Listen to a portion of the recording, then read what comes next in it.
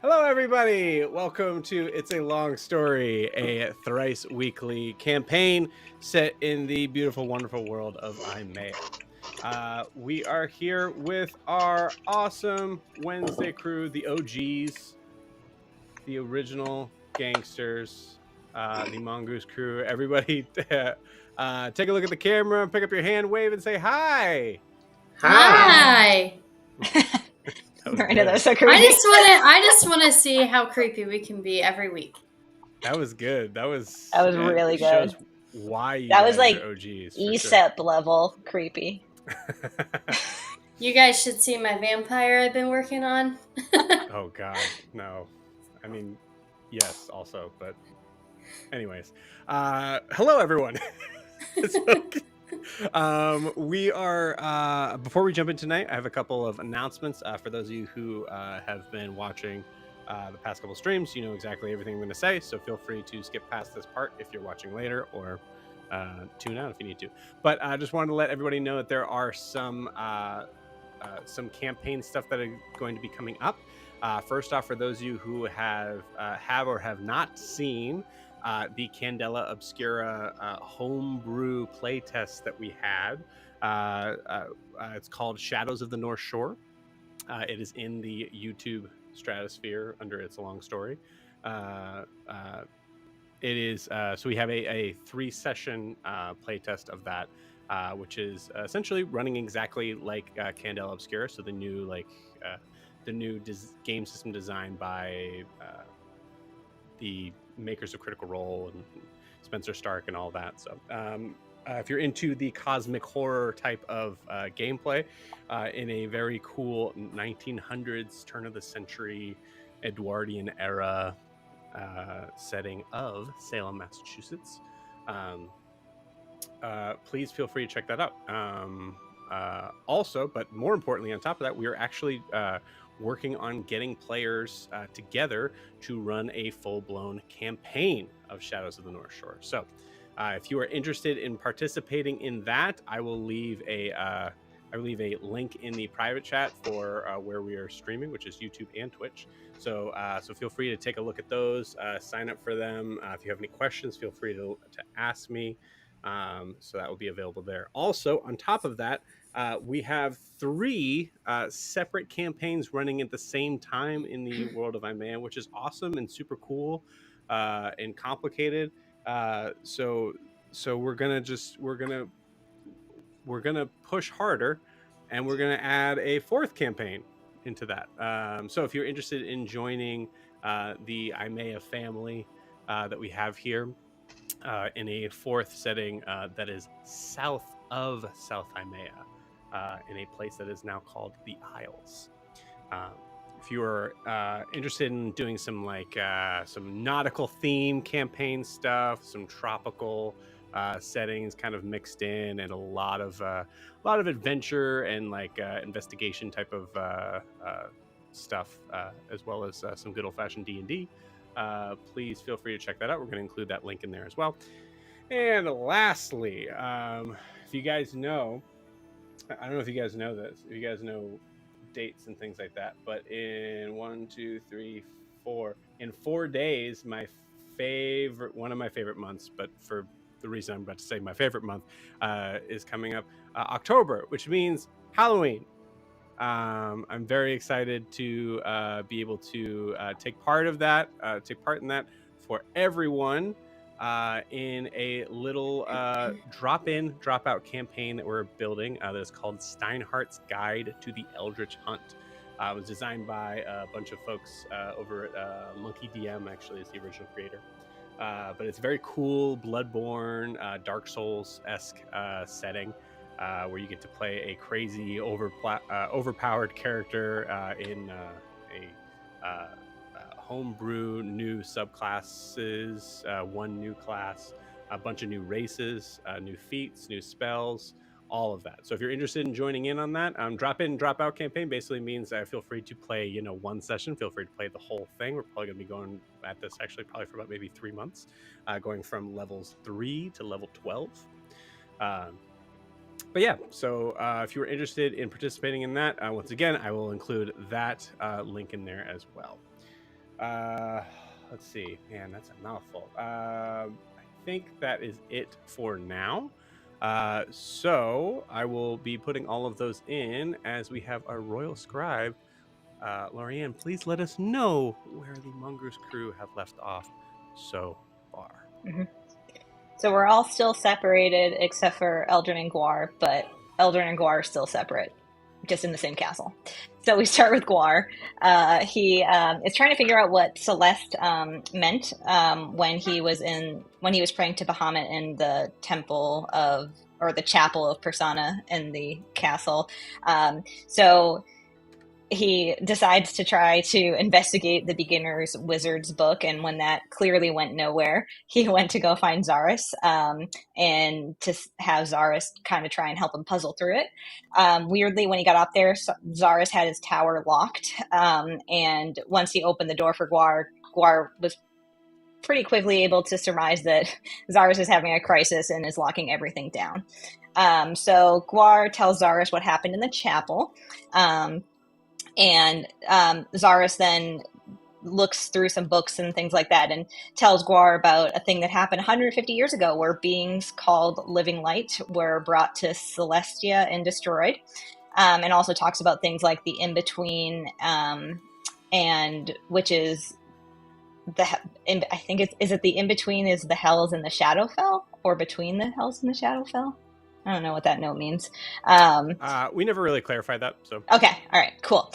So talking with that, Gwar tried not to let it out that Broomhilda is a half living light, and said, hypothetically, if I happen to know someone who might be like this, but I don't, like, I have a friend who has a friend. So anyway, Zaris basically said that he wouldn't mind going there, and that he could get us there, because he wouldn't mind visiting the Raven Queen, because he is a deity who he can get on board with, kind of. And she was once mortal, which is really interesting. Zaris also is not sounding great. He sounds a lot older than he has in the past. And through their awkward conversations, Gwar definitely got a weird sex talk from Zaris as well. But the important things are that we might need to go to the Shadowfell, and Zaris can get us there.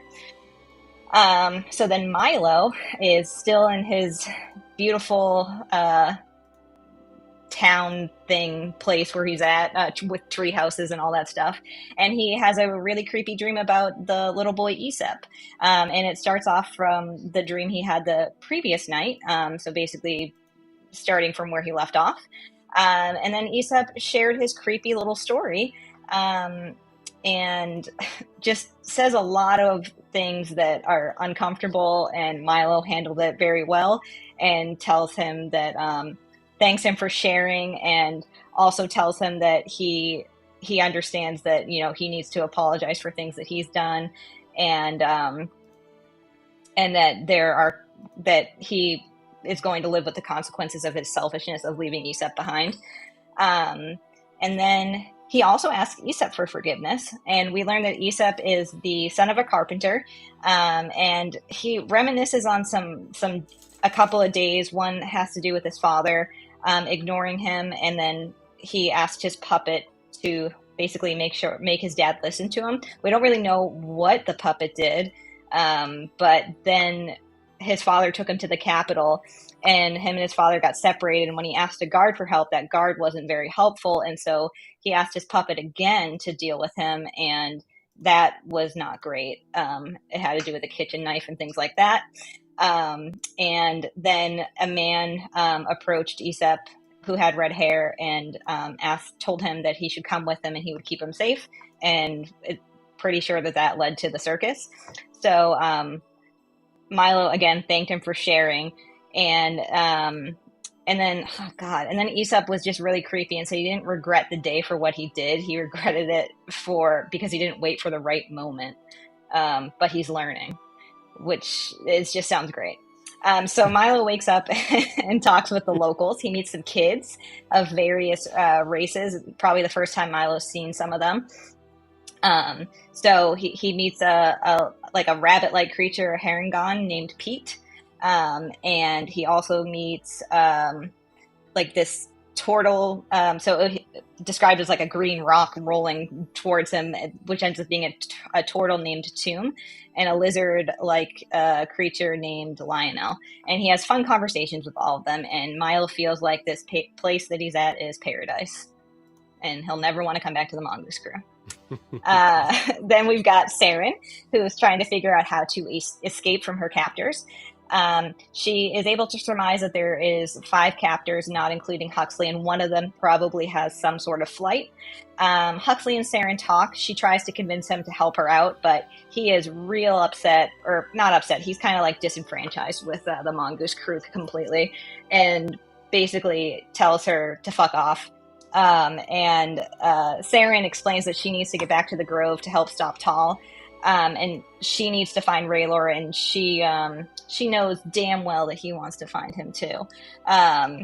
So Huxley says he wants no part in it. He lost everything after aligning with us, and he's trying to go to Hossimel, and basically tells her that he'll give her food and water and make sure she's fed and everything. And then once he gets to where he needs to be, he'll slip her a key, but that's all he's going to do.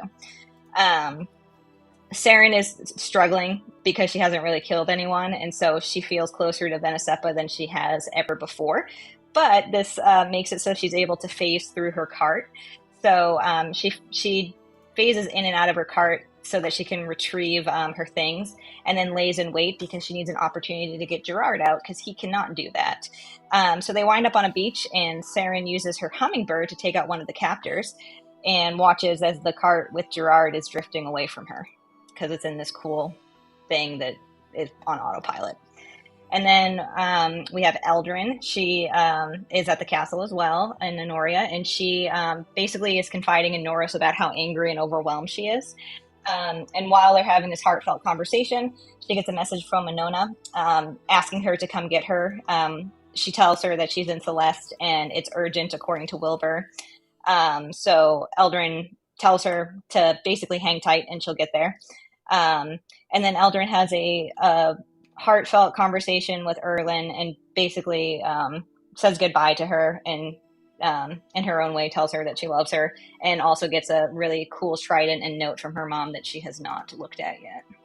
And then I don't know if you want me to go over Eldrin's next day, but we're not there yet. No, I think what we'll do is we'll kind of give a scene of like explaining that to Gwar as part of it. Yeah, because I still want to talk to Catherine. I haven't talked to her yet.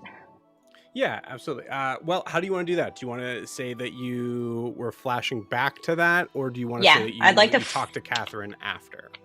I want to flash back to it because we said that she talked to Catherine already in the next day stuff that happened. Okay. You got it. Cool. So let's do this. Yeah, everybody. We'll leave it up in the air. Everybody, go ahead and roll a d20 for me. I think Wilbur should go first. He didn't get to go last time. And you all get to roll. Also, welcome back, everybody.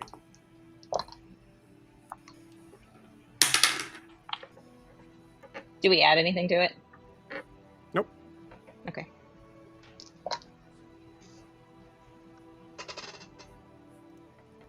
You can go and yell it up. Well, Anyone, I rolled a 2 if anyone cares. Right, go ahead and put it in chat. I'm having trouble hearing a couple of you, and I think that's probably me. When you say chat, do you mean like Discord chat or like the chat here? Always the same. Always Discord chat, man. That's always. what I thought. I'm just checking.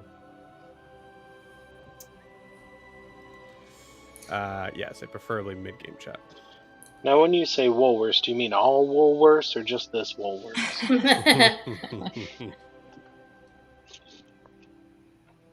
I was like browsing through my notes, and there's so many. So we have 2 Celestes, a Celestia. Oh my Celestials. Mm-hmm. Still waiting on Milo's and Gwar's. Yeah, Discord's. Gwar's Discord is being a butthole right now. So I got a 10. Okay, we'll say just both of you go. 10, Milo. 18. 18. All right, cool. Jamie always goes first. I mean, 7. Awesome. Cool. Thank you, honey. So for for Milo, we'll go ahead and start in that. Start with the scene. murder boy. Yeah.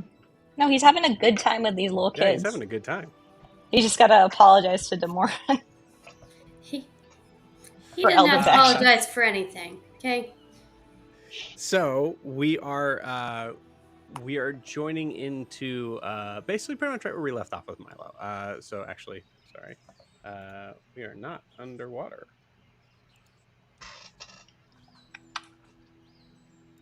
There we go. So as we, I'll say we kind of have a kind of bringing back to our normal sort of, or coming back to an idea of the setting. We kind of just zoom in from a small corner. You see this this rushing brook that is running underneath. You can see there's a couple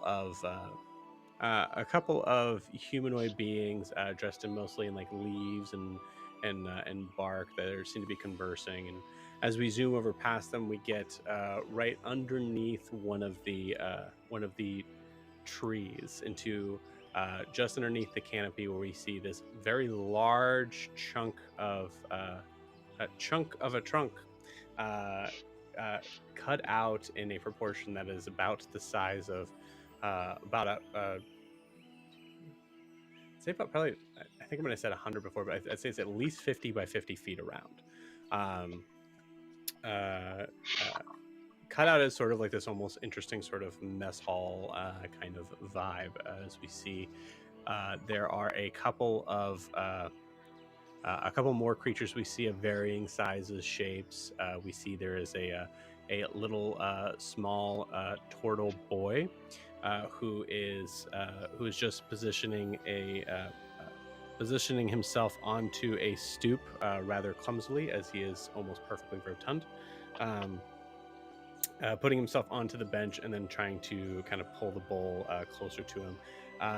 You see as he's blinking around, you see him kind of reach into his bag and then pull out what looks to be these interesting, well, almost look like goggles as he places them over his head, as they look like little fashioned glasses. As he looks around, seems to be able to see, and continues eating his soup. Just behind him on the opposite side of the bench, we see a small halfling male that we recognize as Milo. Milo, what are you up to? It cut out right as you told me. Right as you threw it to me, I'm sorry. It's thrown to you. What are you doing? How is the soup? The soup itself, I would say it's pretty warm. I'd say you notice that it has a lot of it has an interesting sort of it does kind of taste like a soup that has a little bit too many spices in it. Very you can tell there's a lot of herbs that have been placed into this, and it's one of those soups that they have there's a, you lift your spoon out and see there's a full bay leaf that's in it, as they don't take bay leaves out. Mm-hmm. Yeah. Okay. Yeah, Milo's gonna eat that, and as he's not gonna really talk to anybody. He's just gonna kind of watch the room and see if there's anybody else that looks any halflings, if there's anybody else that looks looks like they're from his neck of the woods. You got it. I will say there's you definitely don't see anyone who's necessarily in your neck of the woods, assuming that you were very, very far from that area. But you do see, I believe we had last session, there was a halfling elderly couple that looked to be, I'll say they're the typical sort of older, older Bob Evans restaurant couple that you see. They're actually they're holding hands as they're trying to eat their soup. You can tell the male is only slightly annoyed with this procedure, but knows how it goes. But yeah, they're very sweet. Okay. They look old for halflings, which means that they're 500s, I think. I think they lived at 200, so. Oh, 200. Okay, yeah. 170, 180. Yeah. Then Milo's gonna eat his eat his soup, and once he's done, he's going to pack it up and take it back, find where to put it, and make sure to stop at the person who served him and say it was delicious. Thank you.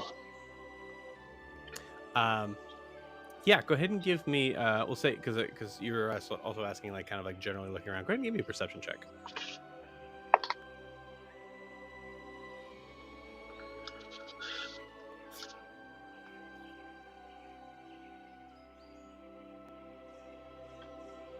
Dirty 20. Cool. All right. Yeah, with a dirty 20 looking around, you see there are some. It's an.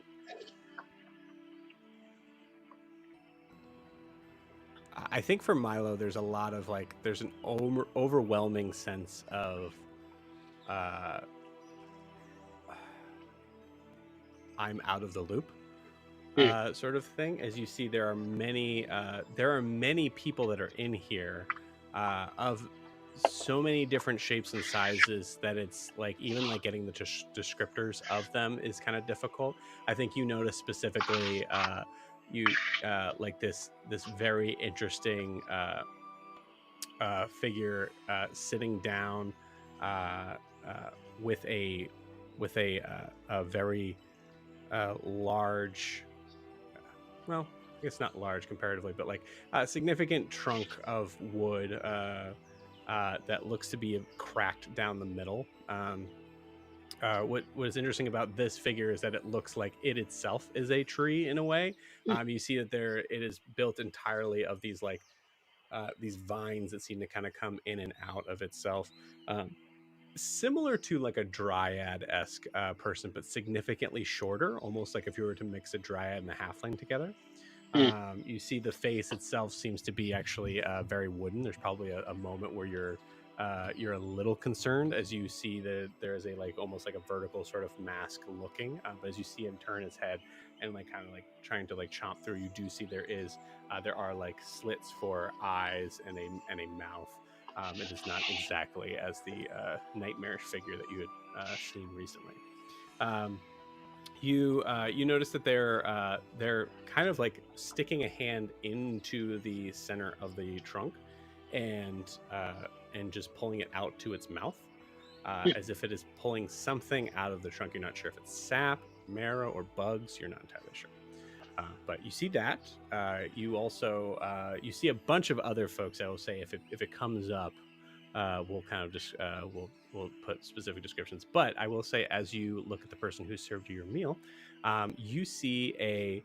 I don't remember if I don't think we actually even really kind of marked this scene before.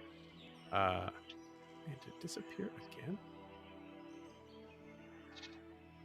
Why is it doing that? Sorry, 1 second. You guys are probably seeing that for real now, aren't you? Yep, sorry.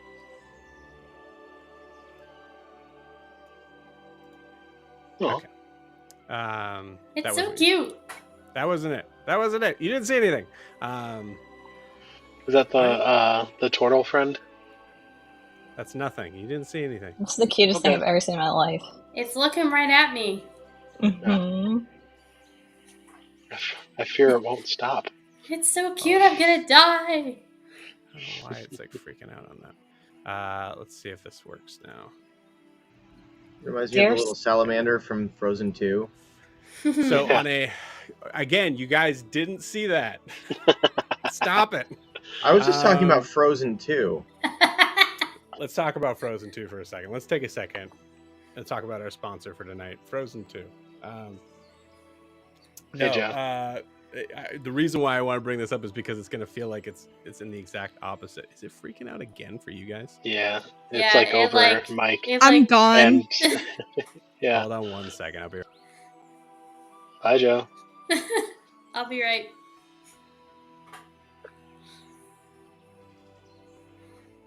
So Frozen 2, huh? Where did Lorianne go? Probably getting dinner. Okay. You guys. I had to put my Invisalign in. Do we see Kayla now? Yes. Yes. Yeah. Okay, so you guys see what I see. Okay, great. Hold on 1 second. Okay, it should look correct now. We'll see.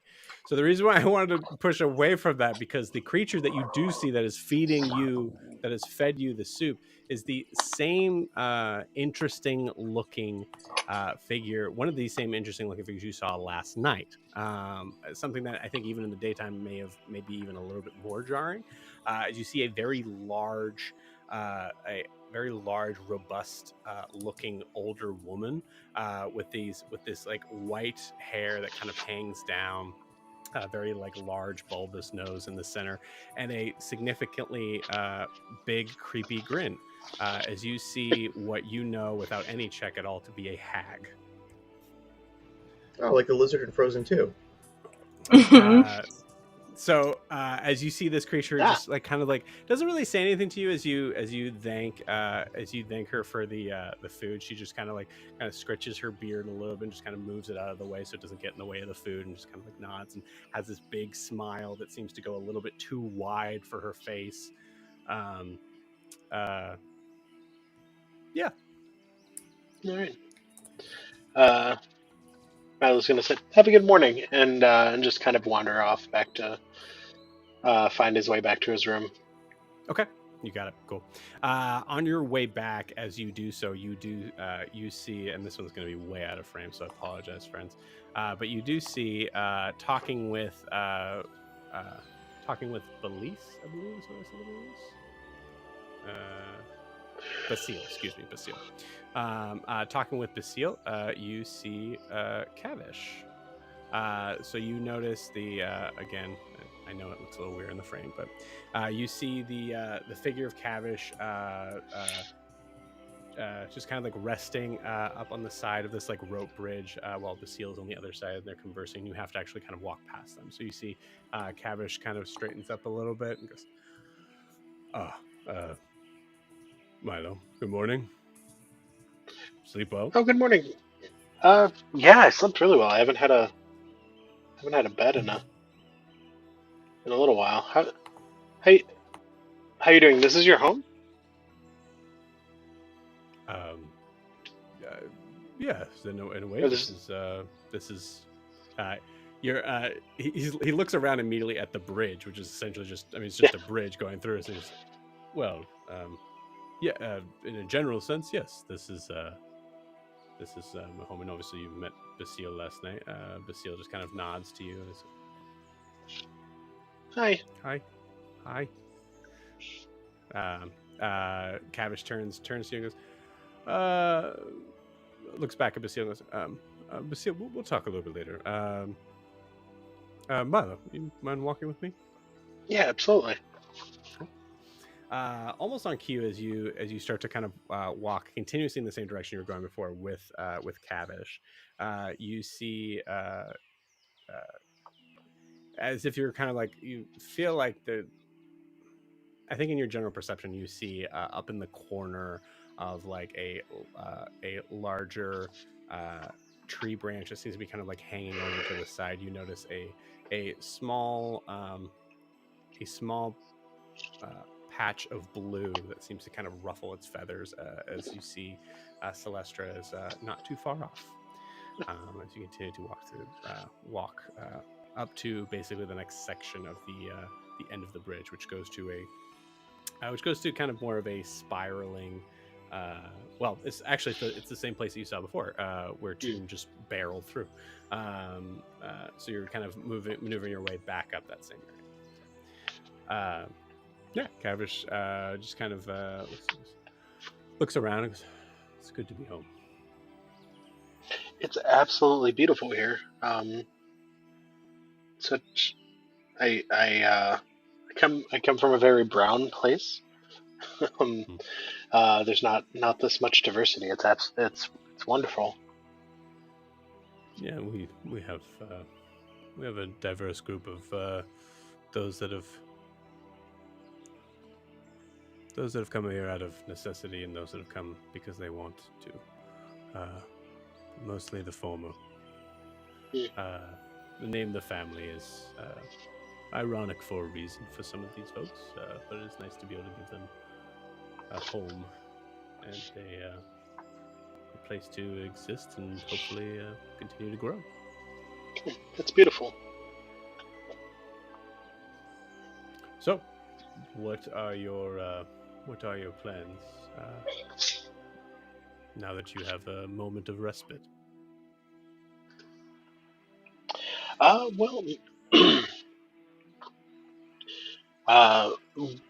part of my plan last night, I happened upon there's another South Eye man here that I kind of want to touch base with. I've met them one other time, and I get the get the impression they haven't had the greatest interim between our meetings.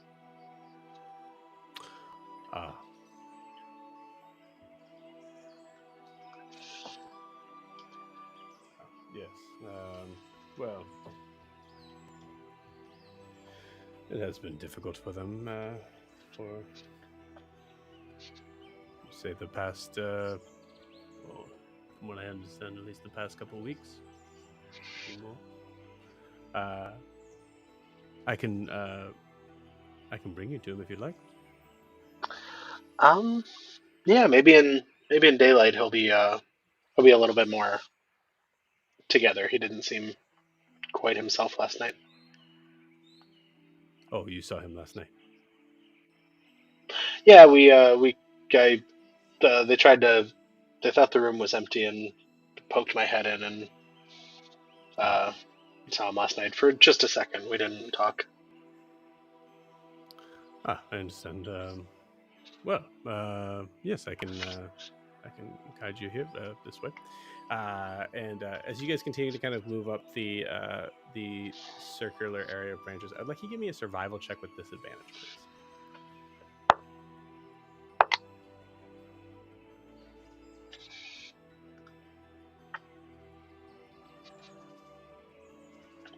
It was 12. 12? Cool. Awesome. There's a lot to take in here.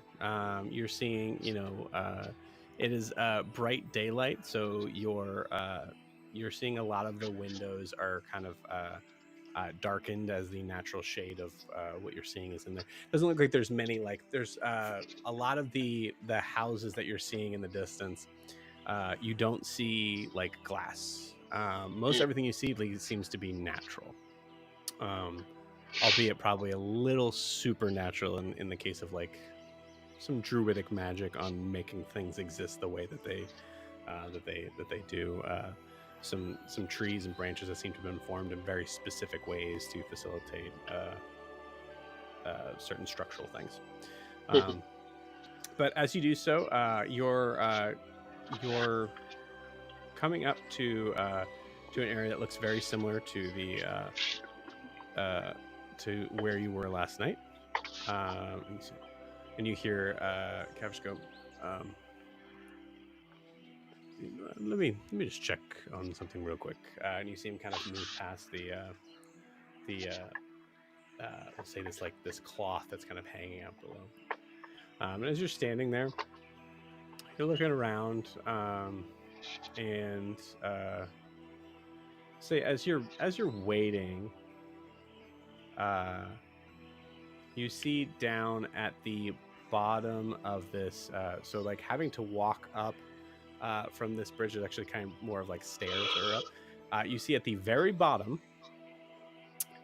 is Tomb, standing there looking at the easily 30 steps in front of him, very steep staircase.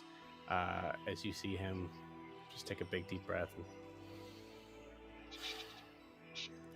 and moves his whole body to step on the one stair. As you can see, he's having a difficult time as he's spaced below you.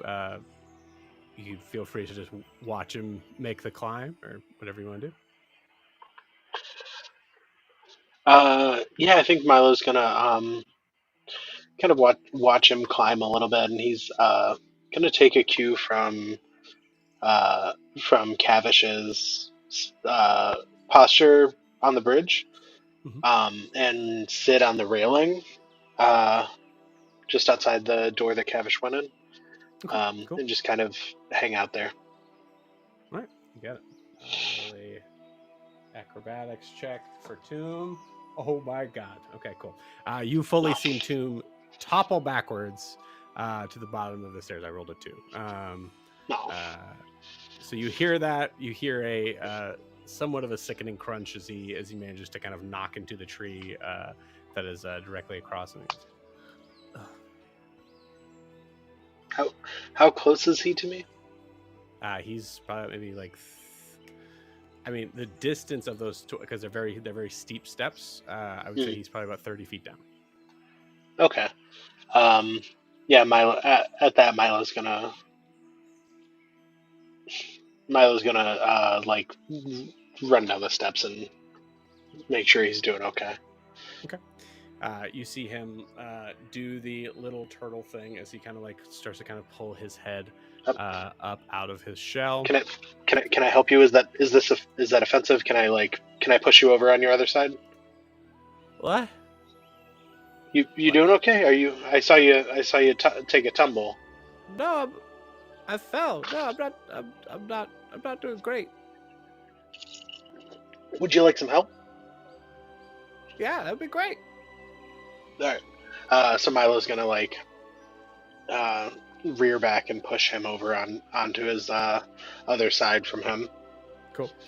You roll him over, and he gets up. He's like, oh, you guys are about the same size. And he's looking over at you, and he goes, hold on. And you see him take the giant sort of goggles and put them over his head. His head is significantly bigger than yours. As you see him like kind of put them on, and his eyes kind of like blink out. These big, almost frog-like eyes, kind of slightly in slightly different directions. You see like one is looking over to like kind of close to center to see you. Okay. Thank you for your help. I gotta do this. You want to do it alone, or you want a buddy? How about I gotta walk up there anyways. I gotta walk back up there anyways. Can I walk with you? If you can stand behind me. Yeah. Yeah, I can. I'll stand behind you. I'll just make sure you won't tip back too far. Okay, great. I need to make these stairs a little smaller, I think, or I need to get a little bigger. Yeah, they're real steep, aren't they? Almost like a ladder. As you're conversing and helping Tomb move his way up the up the ladder-like stairs, even you rolled a nat 20 on the same die. So with your help, it was even going to be with advantage. So with the advantage of you kind of helping to position outside, he's able to get up there no problem. Milo's gonna make a show of like, because these steps are, I'm assuming these steps are about half, like a little less than like half his height, if they're for larger creatures than him. Mm-hmm. So Milo's gonna make a show of like ambling up each step to okay, so not you're make like Tomb feel. So you're having like a harder time than he is in the way that you're looking like it. Well, yeah, I'm gonna like, man, these steps are tough for me too, man. Gotcha. Just kind of give it a little performance. Love it. Yeah, I got kind of unlucky the second time, but this is significantly easier this time. Do you need help? And he reaches back to put a hand out. No. The entire rope steps start to kind of like lean back as his body. No. You keep going forward. We'll go forward together. Okay, all right. And he continues to kind of move forward. I will say, because you helped kind of roll him over, he's like, by your judgment at this point, you say he's probably he's like in the maybe early teens, possibly close to like being like 12 years old. You don't know much about turtles, but the surprising thing was that when you were rolling him over and trying to like kind of guide him, like kind of holding onto his shell as you're kind of occasionally doing that, he's easily at least 200 pounds. So he's a thick boy as he's maneuvering his way up. But yeah, he gets to the top. Kavish at this point is actually is waiting up at the top, and there's an interesting moment here where you see Tomb look at Kavish at the top of the as he gets to the top of it, and just goes, "Elder." Kavish looks back at him and does a very there's a smile there, but it's a small smile. It's a very almost curt sort of look. Tomb, good to see you. Okay, all right. Well, that was your name. Milo. Milo. My name's Tomb. Nice to meet you again, Tomb. I'll see you around. Tomb. Tomb. Tomb. Yeah, that's it. Okay. I have a speech impediment sometimes. Sorry.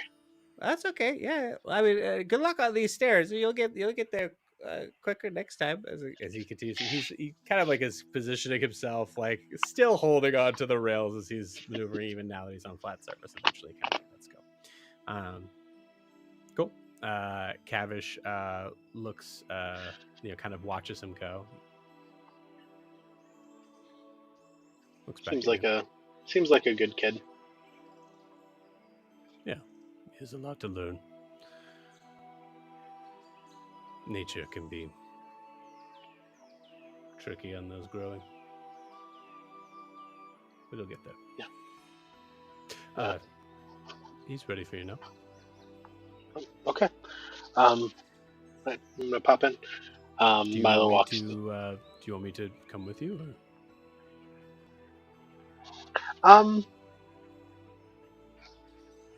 No, I think I should be okay. Very good. Awesome. Well, I will. I'll leave you to it. All right. Yeah, Milo's gonna give him a little salute and duck in the door. Okay. And knock on the door frame and say, Demorin?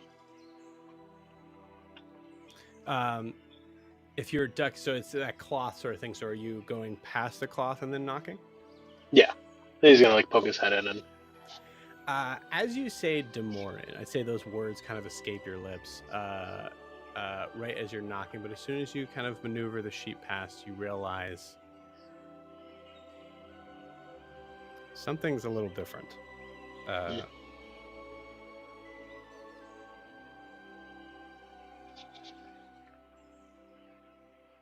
This isn't Demorin's room. Yeah, I noticed you said it looked similar to where it was last night. So looking at the room that you're currently in, you see there are... the first thing you notice is there are many cords of wood that are kind of strewn about in one area, right up next to a space where you see there looks to be like a water pump from nowhere sort of thing. And you see there's a long table with a bunch of small carved wooden figurines. At the very end of the room that you're in, you see a small boy with brown hair working on one of the pieces. Just looks up at you. You recognize him as Aesop. Yeah. Yeah, Milo's gonna duck back out the door and... Okay. He saw you, just so you know. Yeah. So we'll say this. As you completely maneuver away from this scene as quickly as possible, you see Aesop just give you a wink. Yeah, he's gonna look at Kavish and that's Kavish not is gone. Kavish is gone. Alright. Yeah, realizing Milo sent Kavish away. He's gonna Yeah. Gonna go back in. Okay. And just say we've got to stop meeting like this.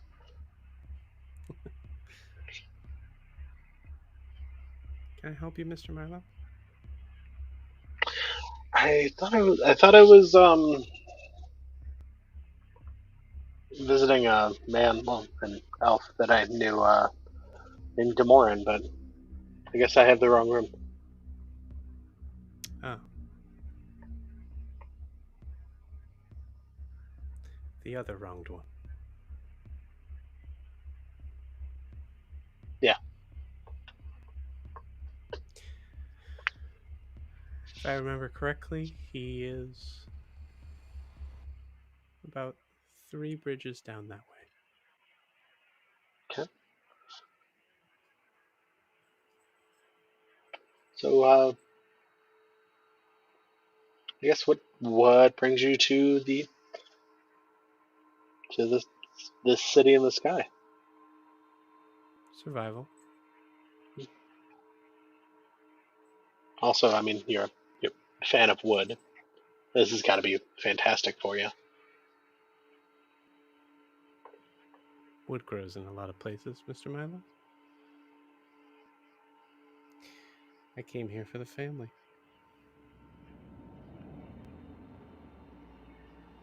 Seems a lot of people do. How are you finding the family?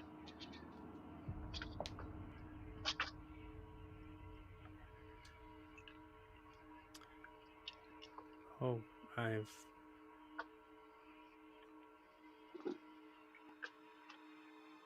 in some ways I feel like I'm right at home. And you? The same. It feels lighter here, doesn't it?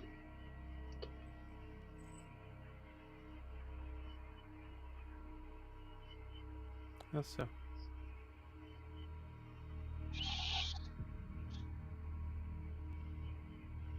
Well, perhaps the air is thinner. I don't know. The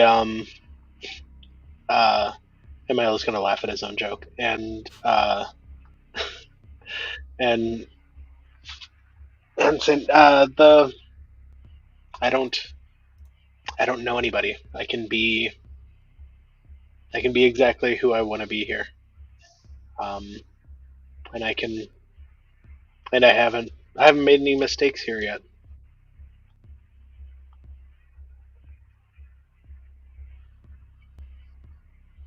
Not yet. It's funny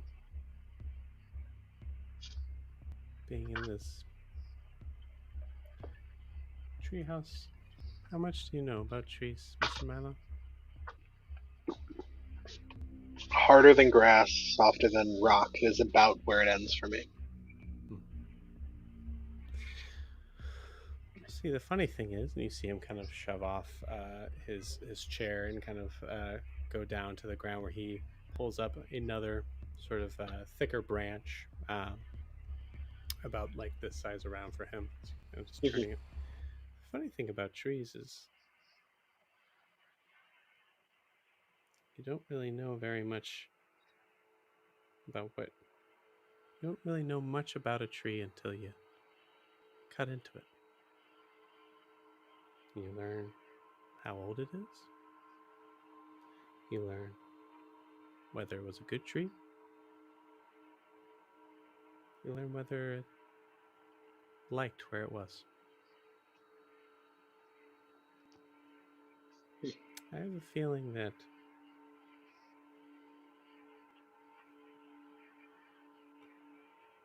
you're missing some rings in regards to what you see from the family.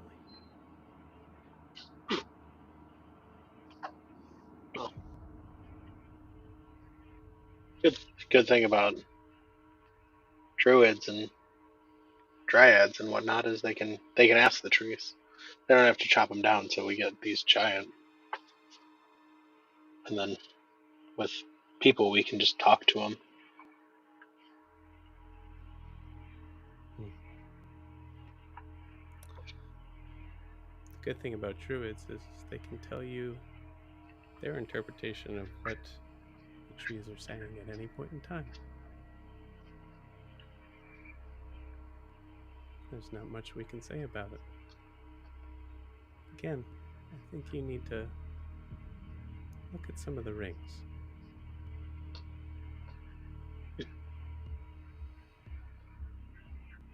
It's good advice. I've often been called naive. I should look at things closer, I think. I wouldn't call you that. Well, I'm sure. You've called me many things.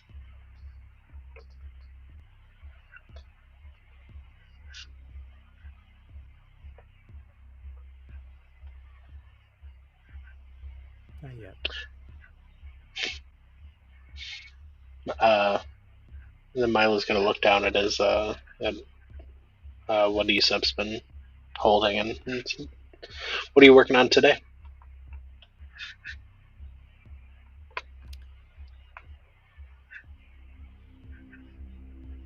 Just preparing.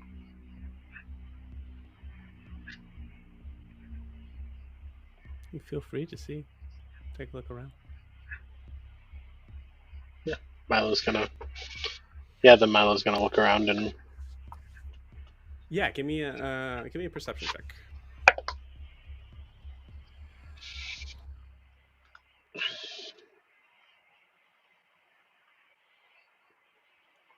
$24. 24. Cool.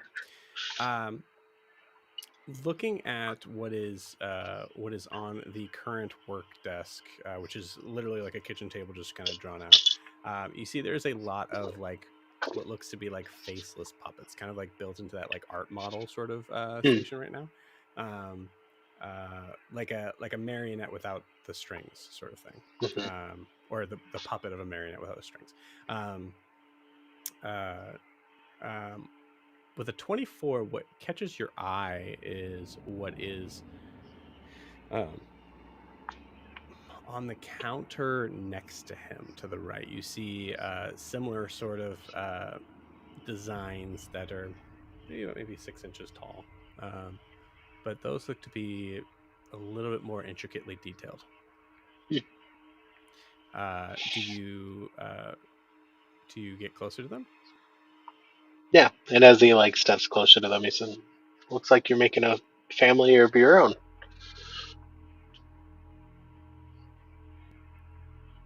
Almost. As you look closer to them, you notice that they're in interesting different sizes. You see one that is particularly small. Looks like there's a little cloak that has been carved out. You see little notches on the skin, as if they're representing fur. You see a face that is carved out, and just a line for the mouth for now. And as you go down the line, you see each member of the Mongoose Crew has been made out into a wooden figurine, including Darth, by the way. Milo's gonna. This is it's really good. 6 inches, but yeah. Yeah, I mean, there you go. Yeah, this is really detailed. This is you could sell these. I have other plans for them. Okay. Is proprietary plans, or do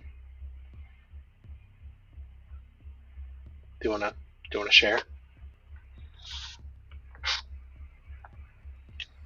I don't know. I think some things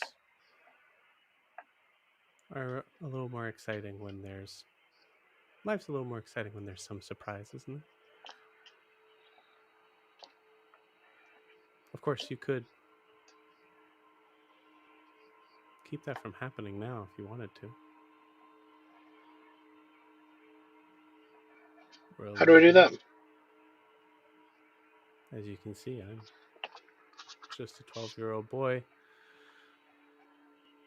sitting at a kitchen table alone. I have a carving knife, and that's about it. You know what's going to happen eventually. You could stop it.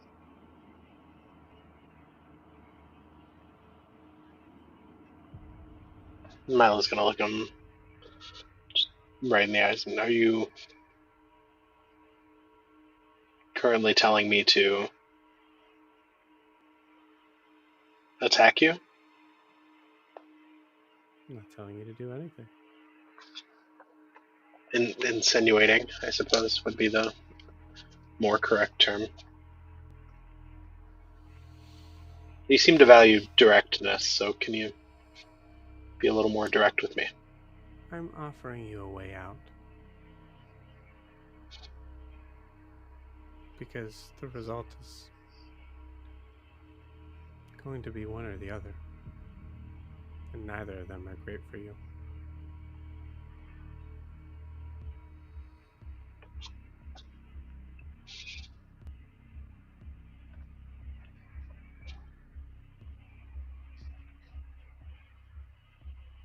Don't worry. My friend isn't here.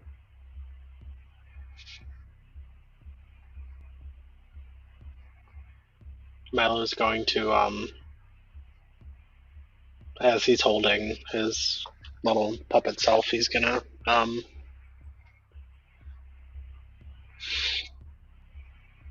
he's gonna say, I understand you've been wronged, and I understand I have wronged you. And I truly regret that.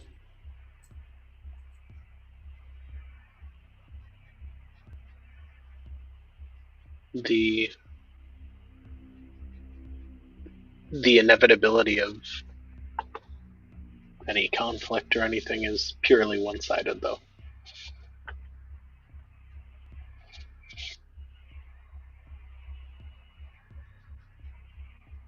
Yeah, I guess so.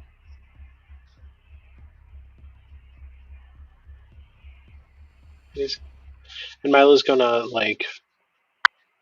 he's like, his posture is not tense. He's talking sincerely to Aesop and says, I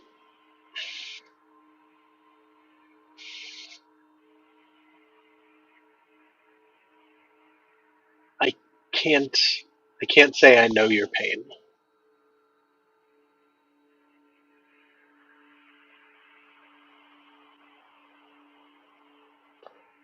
But I do see it.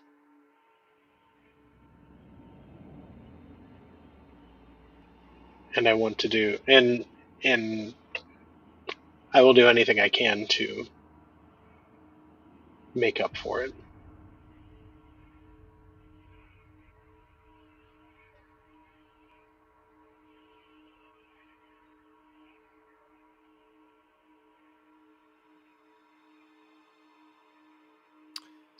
You see, he's patiently kind of staring at you. His eyes, this very... It's not a forest or natural green. It's more acidic green. As he's staring at you.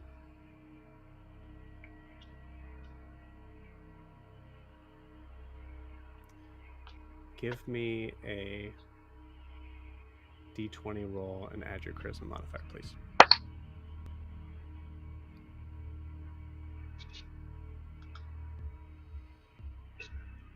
That is a hell of a time for a nat 20.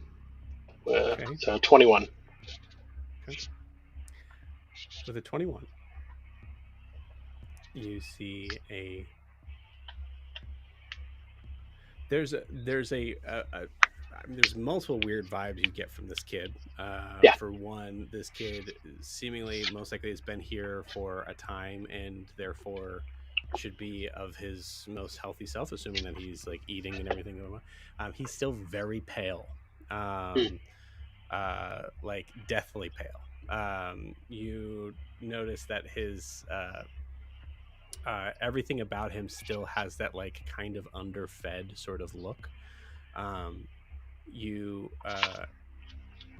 You've had enough conversation with him in getting the idea that he is very smart for his age, right? And in keeping in conversation, he's obviously very passionate.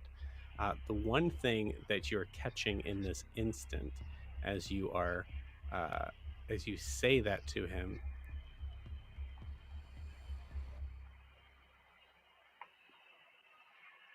the passion, the dedication that he seems to have in this moment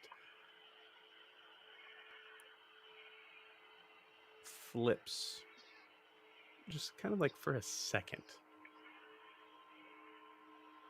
into, I would say, unhinged pain.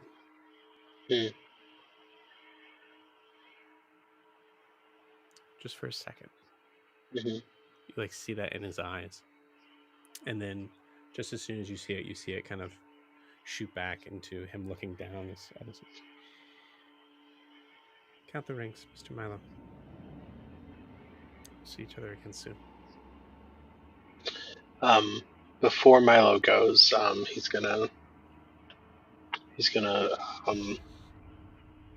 look him right in the eyes again and say, I'm positive I've wronged many people in my life. Thank you for sharing your truth with me. And as he says that, Milo's gonna use Know Your Truth, and the question he's gonna ask is, what does this kid need? Okay. Is that a way to? Yeah, absolutely. I love that. So Know Your Truth. I will say you see him break eye contact. He's clearly done in conversation with you. But in that moment, I would like you to roll me an insight check. Roll me your Know Your Truth. It's 25. 25. Okay.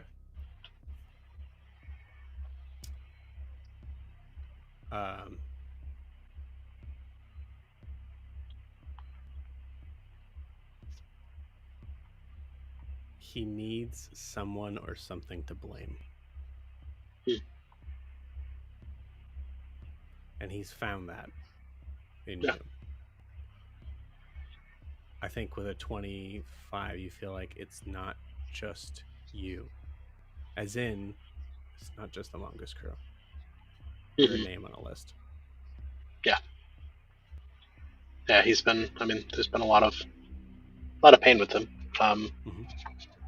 Yeah.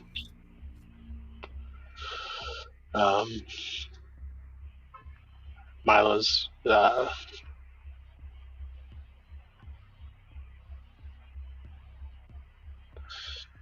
as the conversation's over, Milo's gonna like awkwardly stand there and say, this is purely one-sided, but can I give you a hug?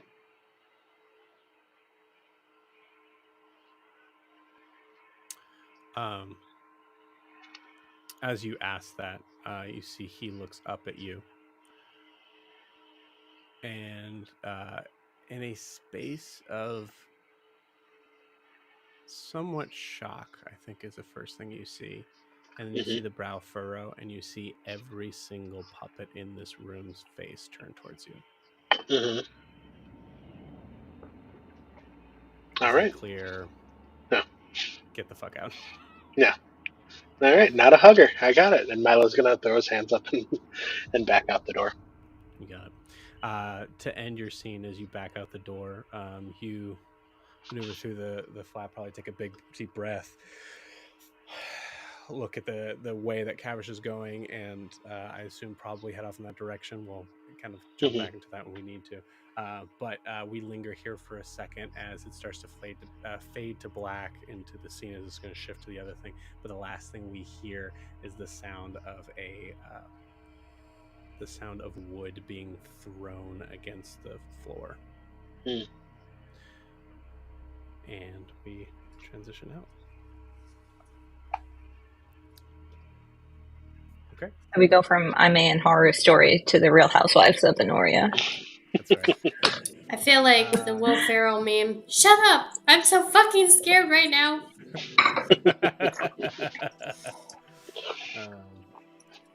Yeah, so let's go ahead and climb on into the underwater world of... You mean dive on in?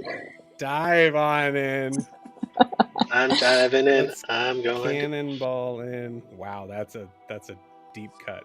Is that Stephen Curtis Chapman? Is that what that was you just said? Holy cow. Sure was. Yeah, Stephen Curtis Chapman. SC squared, baby. Damage. The Great Adventure. Let's go. Love it. Okay. Let's do this. I've been having some issues with the sound effects sort of part working, so if this doesn't work, I'm sorry, gang, but whatever. I'll just keep it as the normal main theme. But yeah, we go into, I'll tell you what, I'll give you the transition of the like as bubbles kind of come up as we do this like very cheesy 90s slide transition into the underwater and suddenly area. SpongeBob. Yep. Eldryn Squidward. Yeah. 100%. Zaris is like Patrick Star right now. We zoom into the castle at this point in time, going through each room a little bit quicker as we're transitioning into where we are finding Eldryn. Where are we finding Eldryn? Eldryn, I think, is leaving Erland's room and is carrying she's carrying this new trident and the letter that she is not going to read just yet, and is going to head to the infirmary where she knows that Catherine is still recovering from being revivified or brought back to life, however you want to phrase it. You got it. As you walk into the... And Norris is with her because she's not wearing armor. Right. Okay. As you walk into the general area of the infirmary, you immediately hear Catherine. You assume Catherine kind of has her own room at this point, as she definitely does. You can hear her from the hallway, just saying, "I'm fine, thank you. You don't need to stop. Okay, no, please, just go. Thanks." I turn to Norris and I say, "You don't need to come in with me for this if you would like to stay out here." Okay. This might. Go ahead. This might. I don't like her. I'm just going to be clear. So I don't know how this is going to go. Okay. Do you want?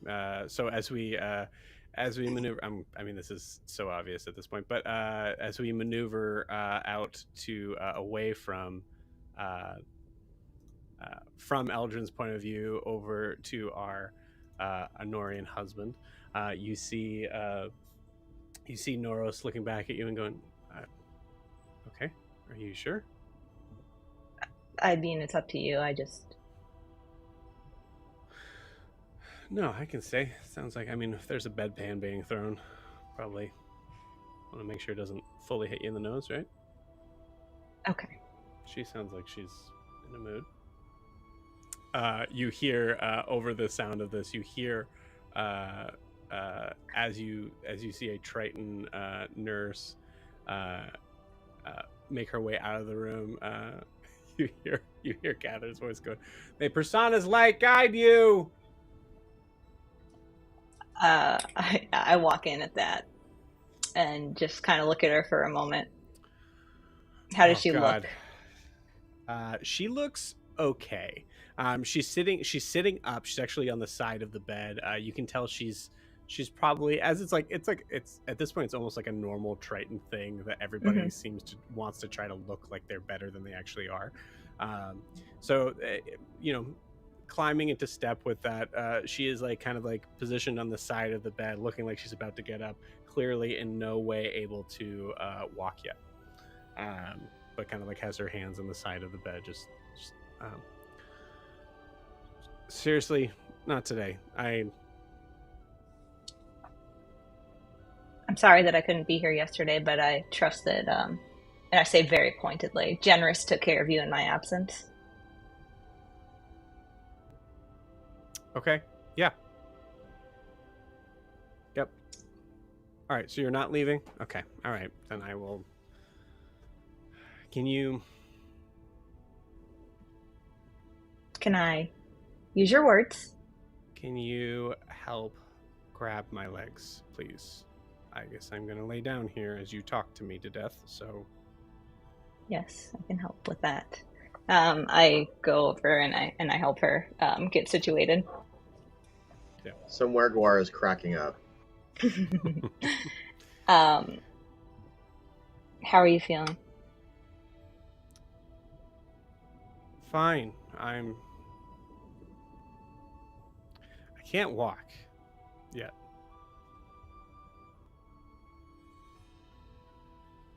I mean, I'm sure that's going to come back in time. You were dead 2 days ago. Are you sure that's going to come back? You're a cleric. I'm a cleric. I don't know. I mean, I died and it didn't take this long, so... I'll tell you right now, if you say I have faith that it will come back, I will find a way to punch you. Okay. Well, I just came here. I guess I'll just be direct like I usually am. I was just with my aunt. She told me that you didn't give her an answer. Is there a reason for that?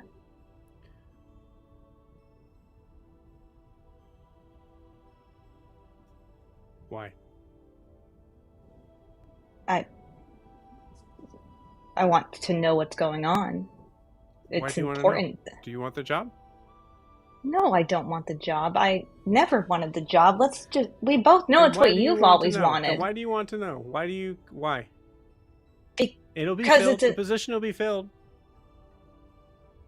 I just want to know how you're doing and if you're okay with everything that's happening. That was a bad way to phrase it. Your father's dead. I don't know how to talk to you. And my legs don't work right now. That's why I haven't given an answer yet.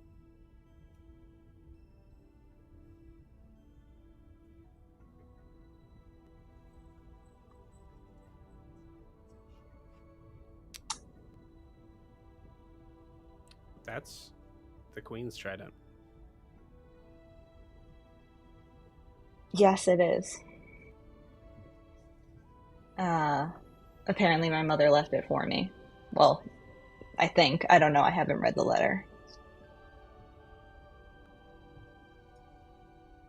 Did she leave? For a time, to fix some things that I messed up on land.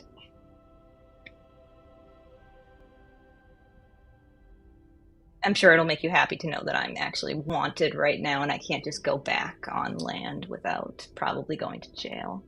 So my mother is trying to handle that.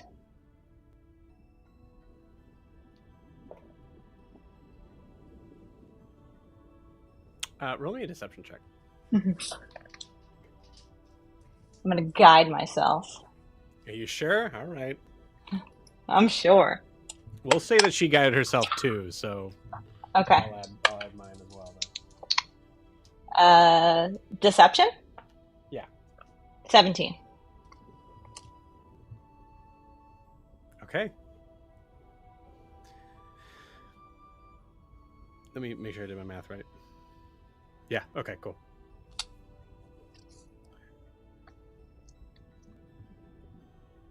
Are you okay?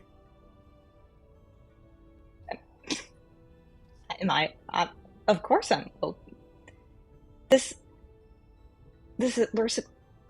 Why are you asking if I'm okay? I'm fine.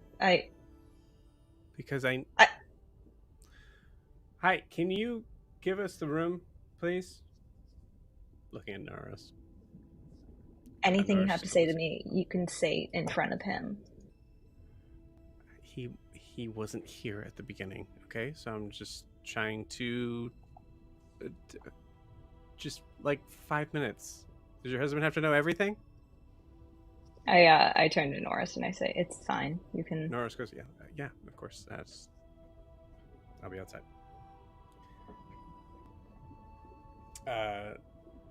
As Norris heads out, Catherine takes your arm, kind of aggressively, and kind of like it's kind of like pulls you in a little bit. It's like, what's going on?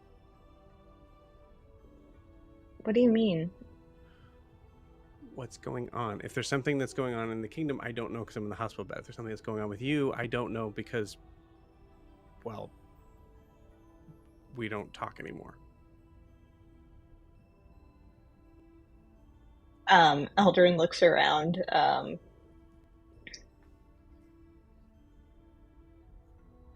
There's some family things happening right now that I am fine and I can handle, and I don't need you to help me.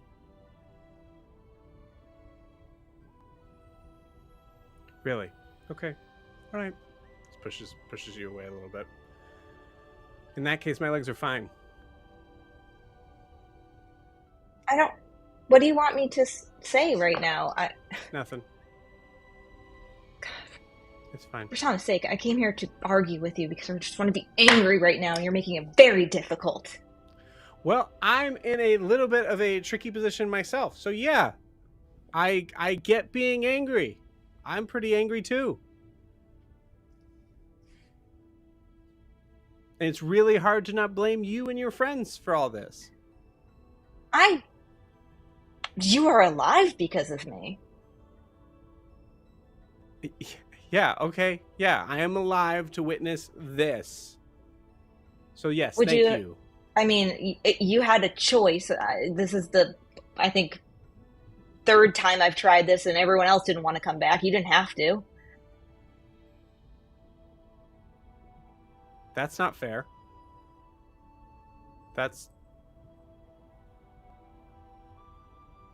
Maybe if I knew everything that I was coming back to, I wouldn't have chosen that. So again, wouldn't have happened if you didn't try to save me. So I should have just kept you in a wall?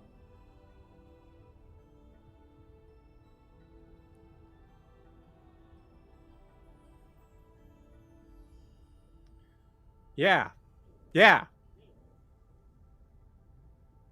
Just kept me in a wall. Okay. What are you doing? I said I would come check on you, but then I got held up in something else. So I'm coming to check on you. I promised you I'd bring you to Erlin, and I wasn't here to do that, so I wanted to make sure you were okay. Eldryn, are you wanting to fight about something, or are you wanting to talk about something? I've given you both. You choose. I don't know what to do, as I'm trying to have an argument with you, and you're not. What do you want? Eldryn, sighs and sits down on the bed and says, everything I do is wrong, and it just causes everyone to get hurt around me. No matter what, everything's my fault. Your legs are my fault. My mother leaving is my fault. I don't know what to do. And I don't want to tell Noros because he's going to blame himself too. And I have this, I hold up this letter. I have this letter from her. What am I supposed to do with it? Did you read it? No, I didn't read it. I don't want to read it. I don't want to know what she has to say. You holding it in front of you? Yeah. I rolled a nat 20. If you want to try to contest that, she's gonna try to snatch it out of your hand. Eldrin's not in the headspace to. Love it. Fully snatches it out of your hand. Also, man, I'm retiring you. You're nuts today. Snatches it out of your hand and goes to like open it up, and like does the thing where she like flips over to the side of the bed. You can't see, and just kind of goes to open it. Do you fight her? No. Okay. But I'd look mad. But I don't. Okay. She opens it and is reading it as you are fuming on the other side. You're very surprised by how long it takes for her to finish the letter. Okay.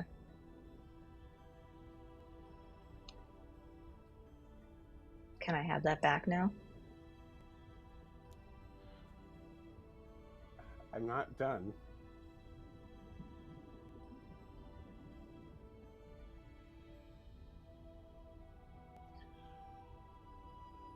Do you want to be...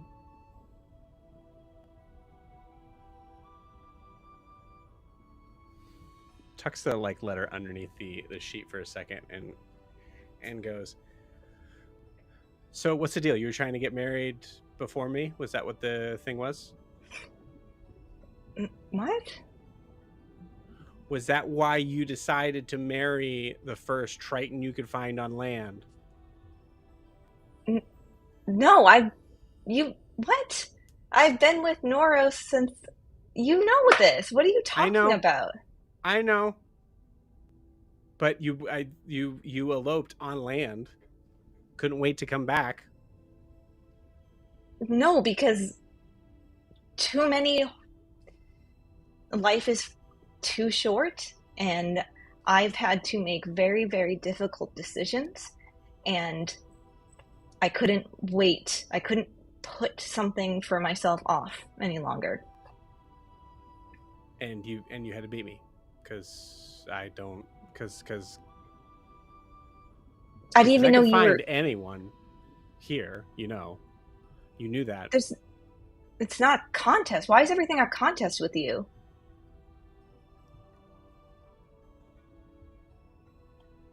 What do you mean?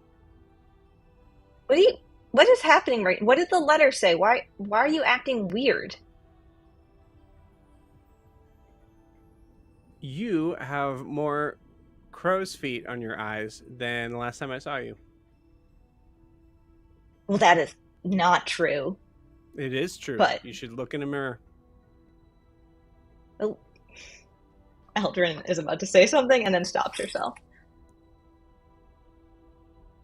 I don't know what you're doing.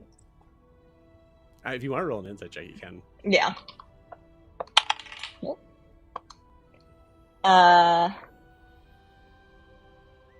22. 22. She's being more of a friend than you first realize. She knows what the letter says and gets the idea that your initial true, like your first true thing that you said in here is that I want to be mad at something. Mm. And I think you get in this moment that letter, also knowing that like how long it took for her to read it, that letter must be pretty long. Yeah. And must be something that would be difficult to be mad at.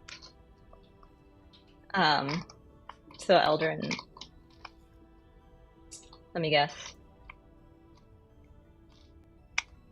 My mother, I'm gonna have I say,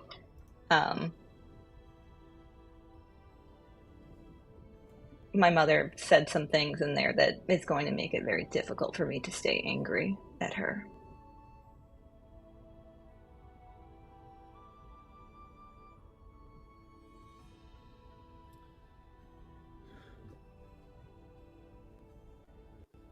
Takes it out from under the bed, hands it to you.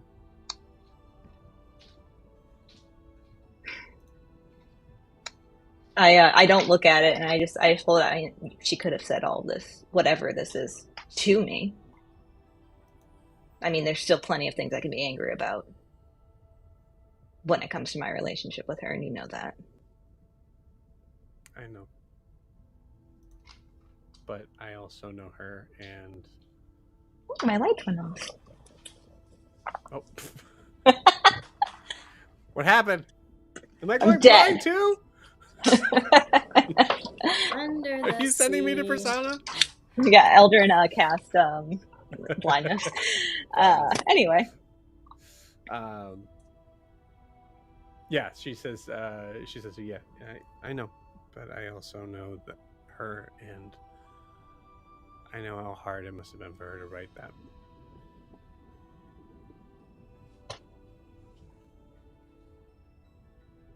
I mean, I saw her like yesterday. She could have waited a day to leave.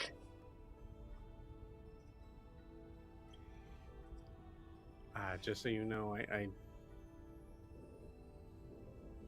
I'm not going to say anything about what's in there.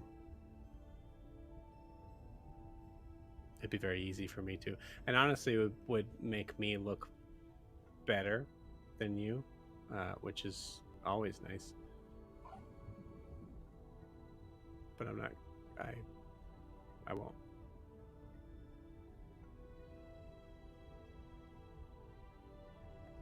Eldryn nods. I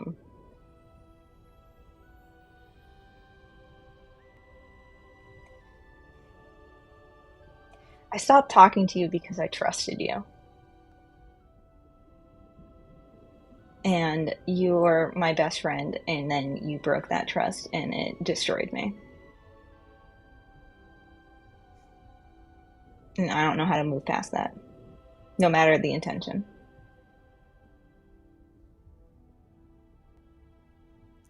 You were my best friend, and you kept this from me.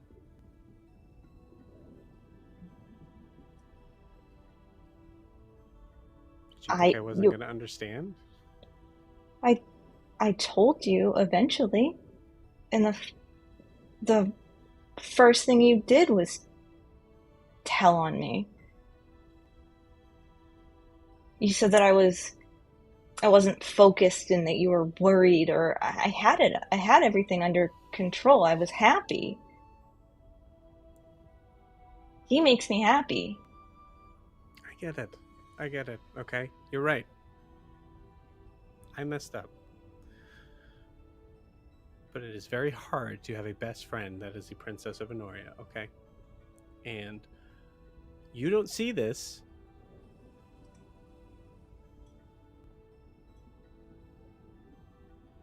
But when you told me that there was a second when we were truly equals, and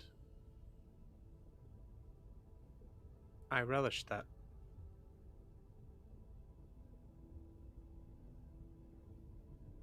You didn't know how hard it was to be your friend growing up.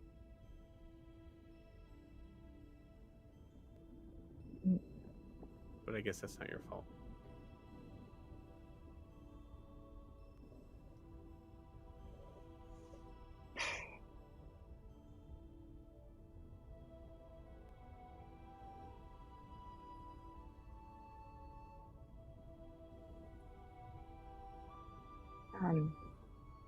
You should read it.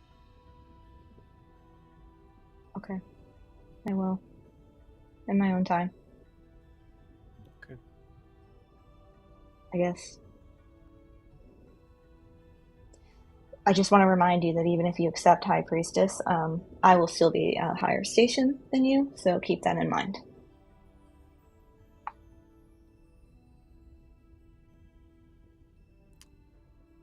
Which means when everything inevitably goes to shit, you're the first person they're going to look at.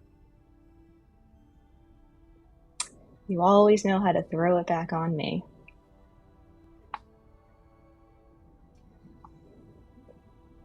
Just wait till I get my legs under me. Do you need anything? Do you want me to send Generous in here to take care of you?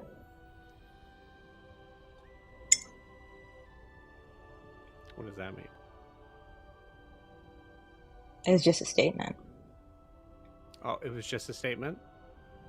Yes, I mean, he takes he takes very good care of me as my personal guard. I mean, if it's just a statement, you know what? Actually, no. If you could get Noros to come in here and help me, I'm going to try to stand up and do a couple things. It's just a statement.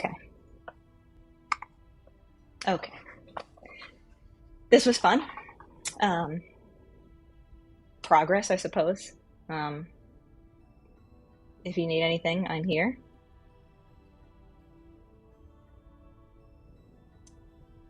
I'm gonna go now. Okay. It was... Thank you for helping me make my decision.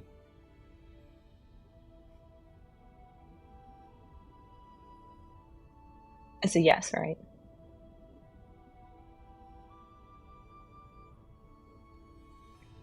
Someone's got to be there to tell you you're fucking up. We don't use that language in Enoria. I don't know where you learned that, but...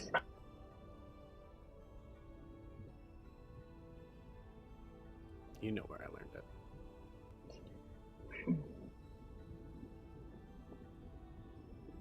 Eldryn will stand up and take her letter and her trident, and she's going to walk out. Okay. If she sees Generous anywhere, she's going to send him in there. You got it. I think you see... Yeah, let's... absolutely. That's beautiful. You see Generous, like, walk into the infirmary, see you as you're walking. As, Princess, there you are. Just wanted to let you know I've been searching throughout the castle, and so far we haven't seen anyone that matches your husband's description, or Zaris besides... well, your husband and Zaris. So I just wanted to let you know that, and I will be taking my leave now. You can go in and see her.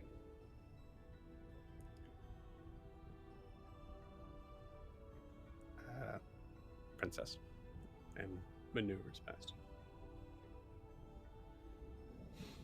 Yeah, I walk back out to Noros and I say, We'll say Noros was with you during that scene. Yeah. Because as you walk out, Noros is going like, wait, them two? Apparently. It's a little older, but... I was going to say, he's a little old for her, but... Yeah, whatever. Well, that's over. I suppose let's go back to...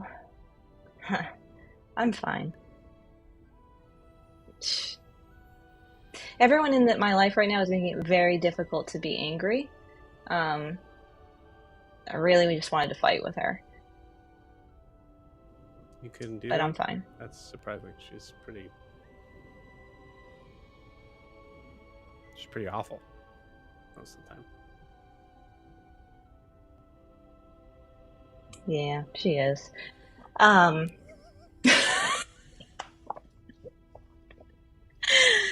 That was so great. I'm sorry I interrupted it by laughing. Yeah. Eldryn, yeah. She really can be. Well, let's go back to our room, I suppose. And, I mean, we can't do much until tomorrow with Winona, so...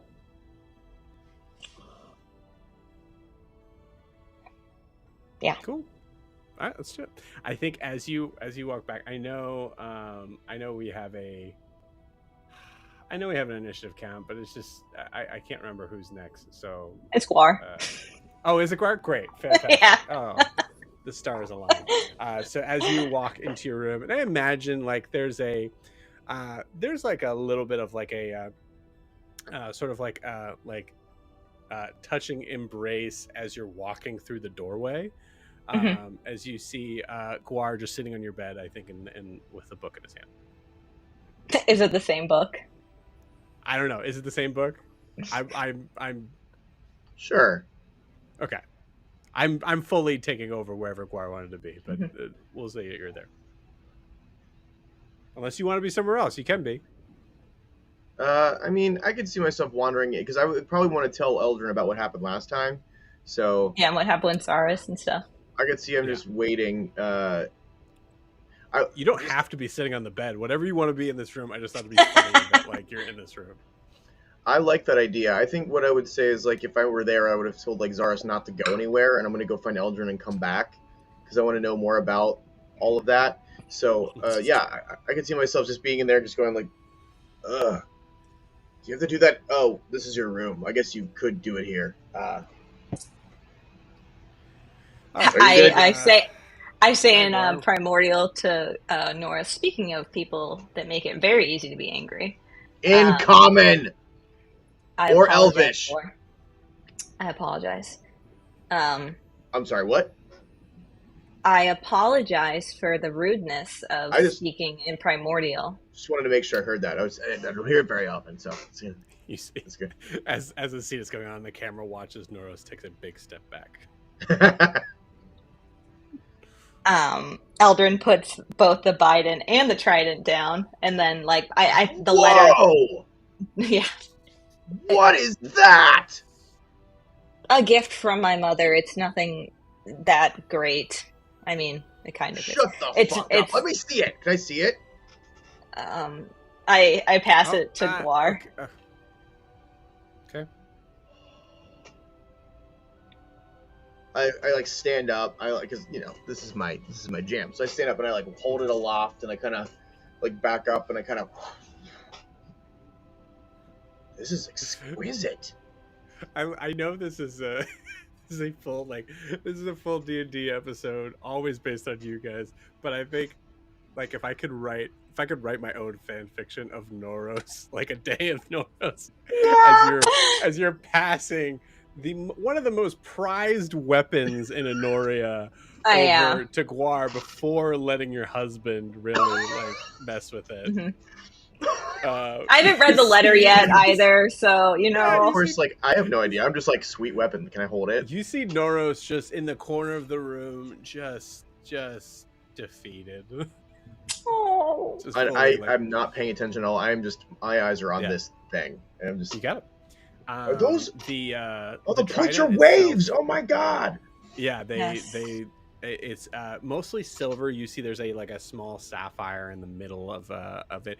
It looks like something that is just like Gwar, in your perspective, it looks like something that is that looks to be like an ornate sort of piece that's like something you would hang up and not use. But as soon as you like grab it in your hands, you can feel there's like, oh, this is perfectly weighted. Yeah. Like, from a halberd to a trident perspective, it's there's a weird point, Gwar, where you actually recognize that it's actually better weighted than what you remember Celeste weighing. That's just because Celeste isn't occupying the halberd right now. Wow, do you know how to use this? I'll figure it out. It's not supposed to be mine yet. Well, okay. Whose is it? My mother's. Oh, that makes sense. Yeah. Oh, yeah. It's like, is it glowing? I don't. Give that back. I grab it from him. I wasn't gonna steal it. I like my weapon too. I'm just saying. I think. Well, obviously, you wouldn't be able to get out of Enoria with this thing. You would be killed. I'd like to see them try, but all right, fine, fair enough. I hand just oblivious to Noros. I hand him both. I heal him. I heal his heart. No, I hand him both the you the don't trident. have enough cleric levels. Yeah, I hand him the trident and the bident. Okay. Oh, okay. Noros, isn't it cool? Yeah. You can just put the bident down. That's fine. I'm sorry. I don't know why I handed both to you. Actually, I do. The bident. Do you want it? Man, Noros, for the record, I could see you doing some serious damage with that thing. No offense, Eldryn. You're amazing with the lightning and all the stuff. That's really cool. No, but like the bident is really. I mean, it's a very nice weapon as far as I can tell. I haven't been able to really use it to its greatest potential, I think. But if you want it. Have you used it at all? Yes, I've used it. Oh. Sorry, when you do the or like the water wall. Did you not see me? It comes back when you throw it, and it's really once. Well, yes, because you have to actually be able to hit something with it, and I'm sorry, I'm not great at that. Well, I'm saying you're really good at the stuff. So okay. Like when your eyes do that thing where they like there's no eyeball in there, and you just like and it comes and you just fry everyone. Well, it's so neat. I turn to Norris and I go, "Is it? I mean, if you don't want it, that's fine. I'll take it." Okay. Okay. Yeah. Oh my god. Thank you. Oh, I'm so glad you have that, Norris. You're gonna be such a badass with that. Oh my god. Yeah. Thanks, hon. Of course. I mean, you probably could use this. I point to the trident. I bet you'd be able to use that better than I can anyway. But you're not the future queen, so you can't have that. Oh no, that's fine. That's a little too flashy for me. Do you?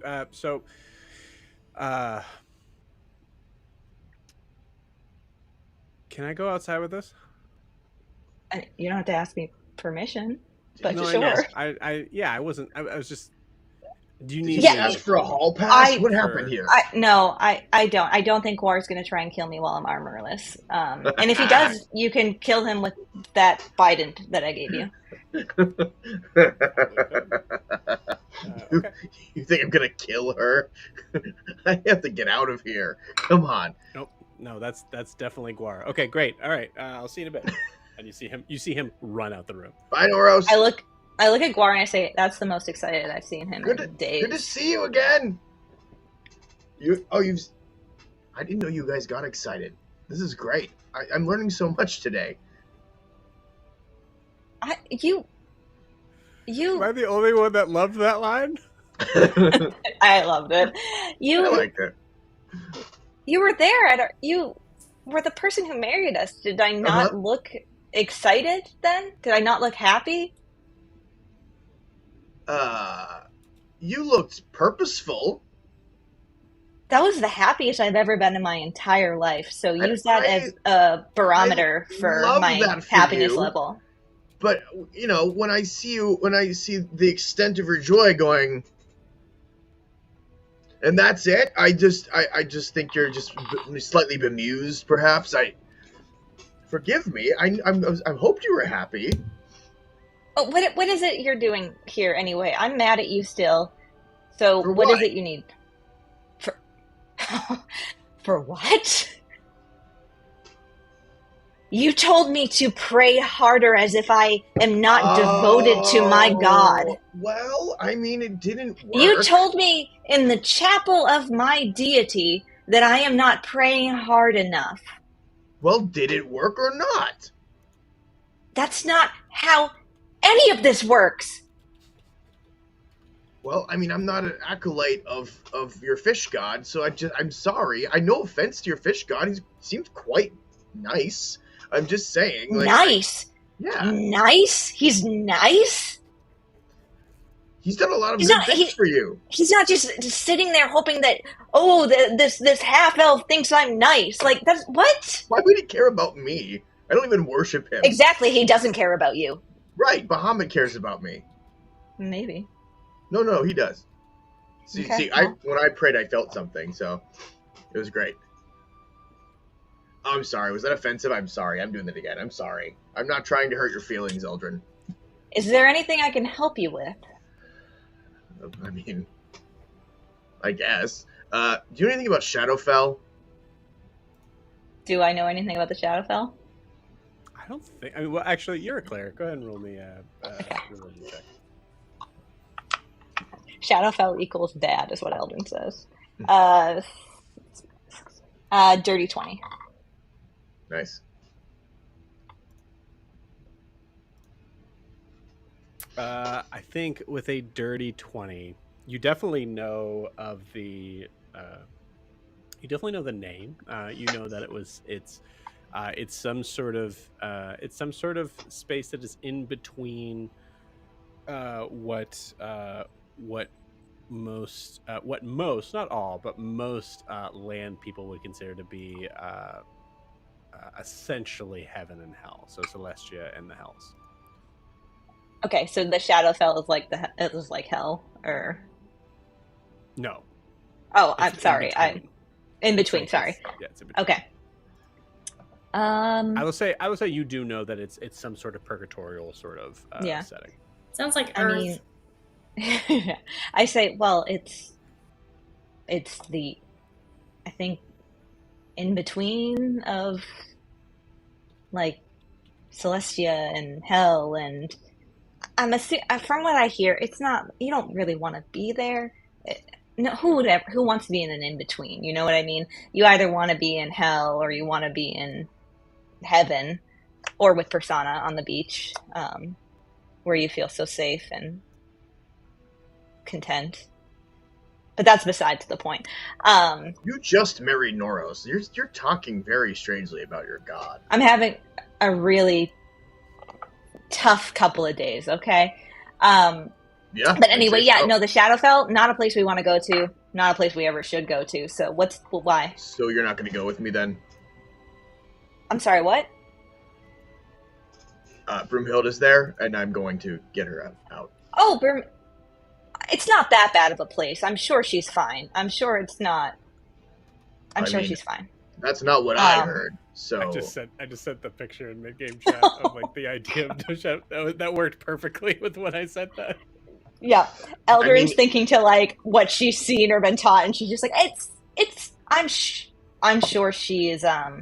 You remember a lot of gray. I think that's all you like. Yeah, I mean, Zara said it was very. Zara just said it was very gray, and that there was a Raven Queen there that he thought very fondly of. I'm sorry, the Raven Queen. He talked fondly of the Raven Queen and not. He said he could get a god he could get behind, is what he said. He could I guess appreciated the cut of her jib or something. Yeah. Okay. Yet he wouldn't be here if it wasn't for Persona's grace and No, I don't think he worships her. I think he just is respectful of her. Like he's like, but he's not respectful of his actual creator. But that's besides the point. Look, I know nothing about that. I just know Zara's told me about this. I figured out that's where Broomhilda probably is, and I'm going there to get her. So, okay. And Zara knows how to get there. Do you know? Okay, that's all right. So, I mean, obviously, we need to save Broomhilda. Yes. If only so I can hold it over her.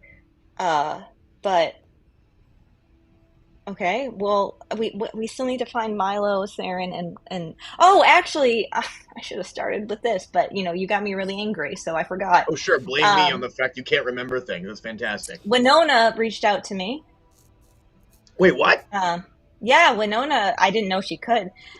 She said that she knows how to help Wilbur and to get him back, and something about not being kidnapped, and that I can help her. And I've got to figure it out. I want you to know that I'm on this, and we're gonna get him back. We're gonna get him back somehow. But that leaves Saren and Milo. Right, but wait, where do we know where Wilbur is? Winona was not very clear. She said a lot of things. Yeah, she said a lot of things in 25 words or less. All these people speaking in riddles. Yeah, it didn't really make the most sense. All I know is I have a location. I know the Zaras can help. I don't want your help. I'm going to be direct with you. Wow. I don't want you to come with me. Norris will come with me. You can stay here. Right. I'm not the greatest warrior you have ever met in your life or anything. Jeez. I don't need your help in a situation like this. It is a simple getting there and getting back with her. You don't need to come with me everywhere, Gwar. Don't flatter yourself, Eldryn. I'm just trying to be here because you need my help. Okay. The only reason you're standing right now, or also not in the dungeons, is because of the grace of my father, the king. But that's fine. You don't need anything from me. And the only reason we're here is because you refused to let me negotiate with the bird god. Okay, we're not getting into this. What? We could have had a formidable air attack against Tal. And what did you do? You insult them and kick us out of the city. We didn't get kicked out of the city. They said that they would think about it and get back to my father. We got kicked out. Look, I'm glad we're here. I am glad that we are here together and we are not thrown to the four winds. Like, who the fuck knows where everybody else is? I mean, we can only hope that Milo and Saren are together. We obviously know that Wilbur is by himself. But you will not for a second say that you are here to help me. We are here to help each other, or we're not at all. Okay. Thanks. You're welcome. What do you need from me right now?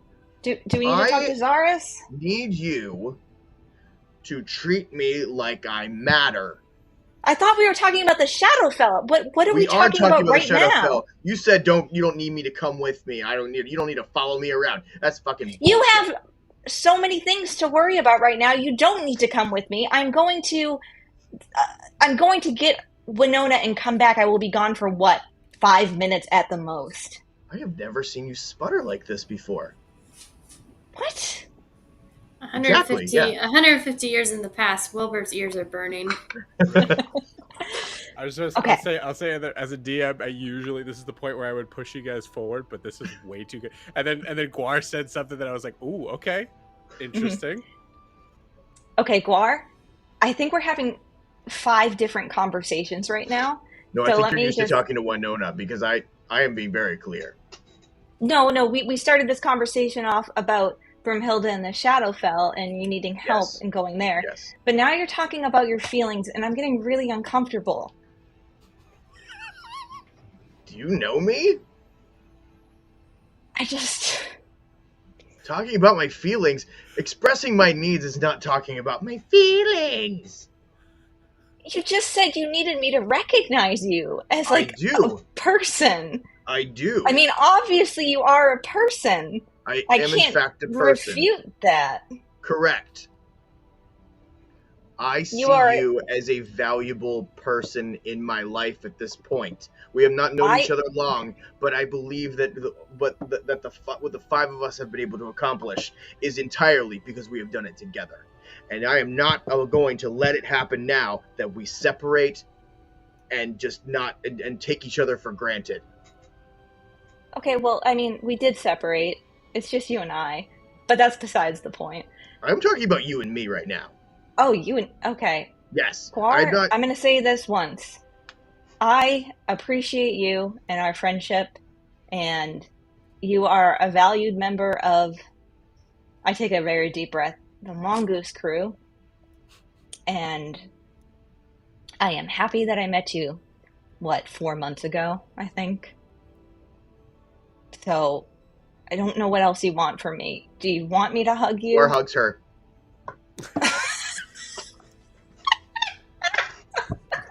Eldryn stiffens. And Gwar just whispers, that's all I needed to hear.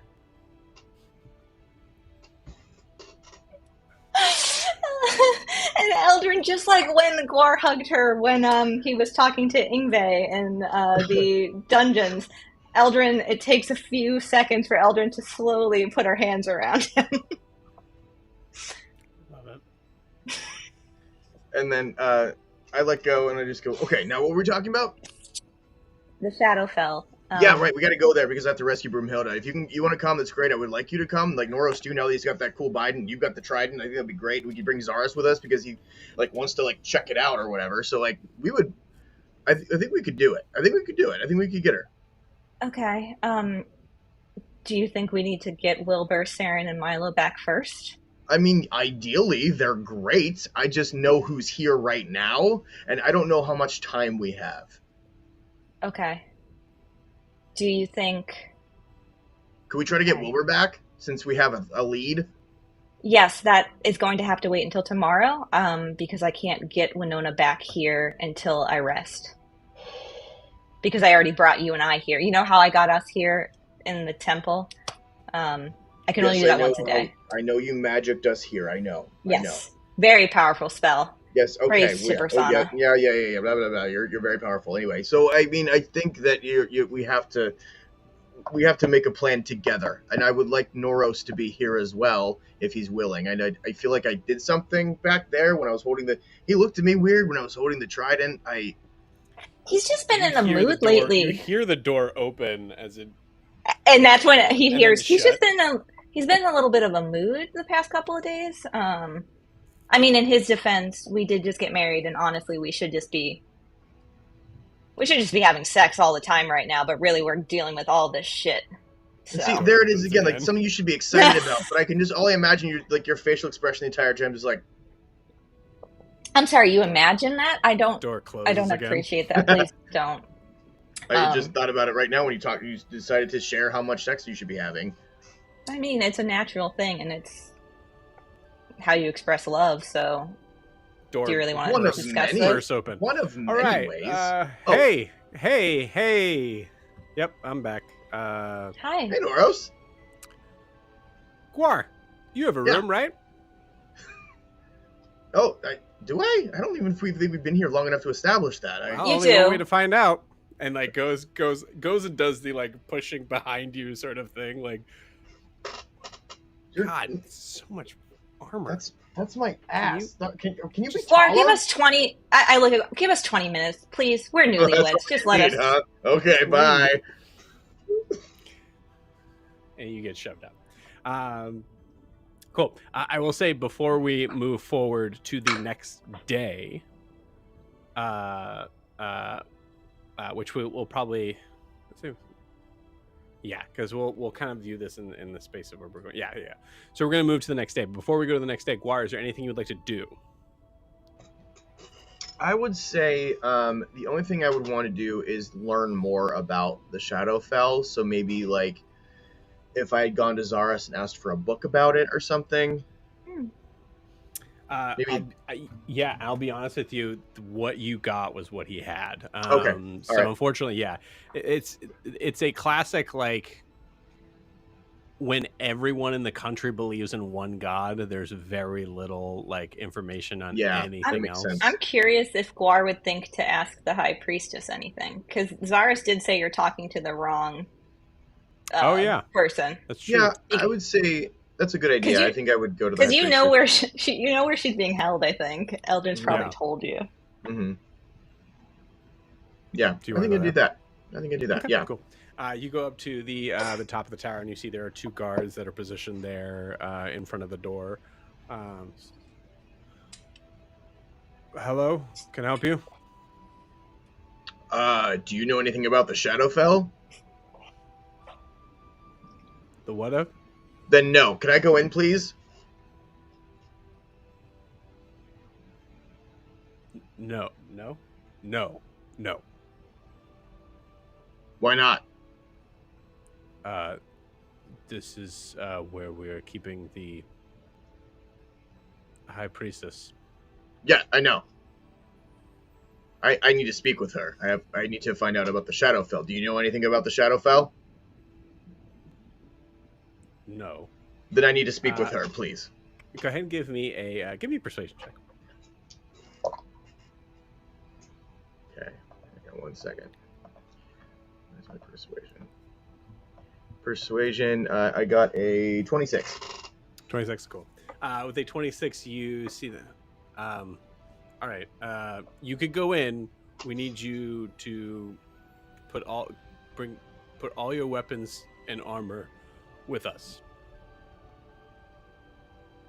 I'm not giving you my weapons and armor. Are you serious? I'm not going to do anything. I just need to talk to her. You can't come in. I tell you what. I will give you this, and I take off my halberd because it's the most obvious weapon. You can have this. All right. Good faith. Give us all the weapons, and you can go in. We'll give them. It's going to back take you a when you while. leave. It's going to take a while. We have time. Well, I don't. So, here, you can have this too, and I give him the wind saber. Okay, cool. We'll say, I mean, as far as anything else you have in your body, you can say that you just have that pretty well hidden. Mm-hmm. We'll say with the 26, you could. All right, good. Good. If I see a single fingerprint out of place. I'm friends with the king. We don't have fingerprints. You know what I mean? You mar these weapons in any way. Oh yeah. I'm add it to the list because I think that's hilarious. Yeah. Titans just don't have fingerprints. Right. Why not? I love it. I think that makes sense in my head.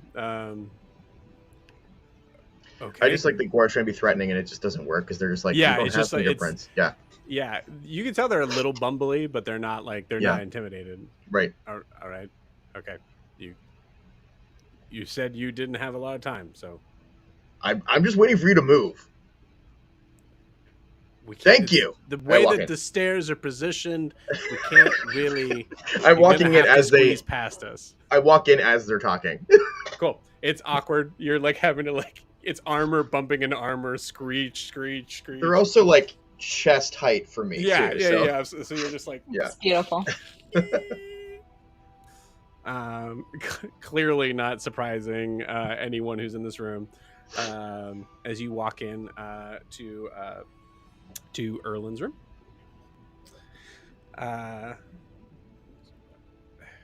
You see her just kind of staring out the window. It's been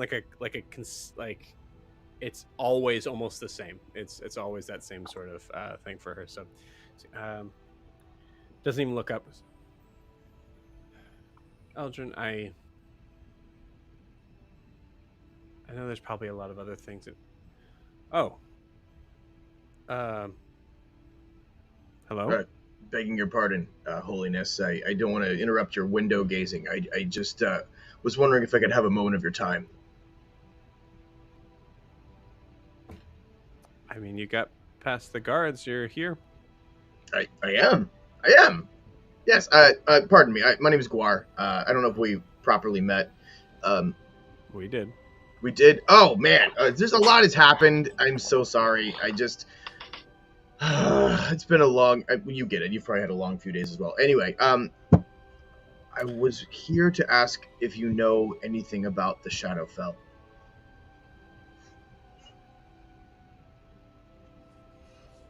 So, it's not... I'm not going to put up a fight. There's not much I can do here, so... I see both daggers in your boots. I see them. Well, I'm not trying to hurt you. I want to understand something, and I was told by Zaris to ask you. What? I said I was told by Zaris to ask you. I'm not the High Priestess anymore. Go ask the High Priestess. But you were? What, all Right. your knowledge went away whenever you got you're stripped of your title? Fucking Zaris. Okay. Yeah, I say that all the time. Yes. What would you like to know? Okay, well, I have reason to believe someone I care very much about is stuck there. Okay. I need to know how to get her. Me too, but I need to know how to get her out. Well, as you can see, I don't have any of my materials on me. If there's a question about Persona, I wouldn't need them. But let's see. Shadowfell. What do you know so far? Just for the sake of time, I tell her. Yeah, you relay that information. Yeah, we'll say also for the sake of time, she lets you know, for the most part, pretty much everything that you already know. Okay. Shadowfell is ruled by the Raven Queen. As far as ways to be able to get in and out, the connection between planes and planar travel is usually the same. Either having to try to find a wormhole that is affected to being able to transfer from one plane to another. They're known to be scattered throughout the known world. And typically, I'll give you this. I'll say typically they do not last very long. They usually travel from place to place. No one really knows at this point in time why or has developed any sort of pattern. So there's that. Or Okay. There's having someone who can send someone from one plane to the next. You are, which of course we have. Okay, good. You're going to run into some pretty dark and disturbing creatures, if I recall. The Shatterkai.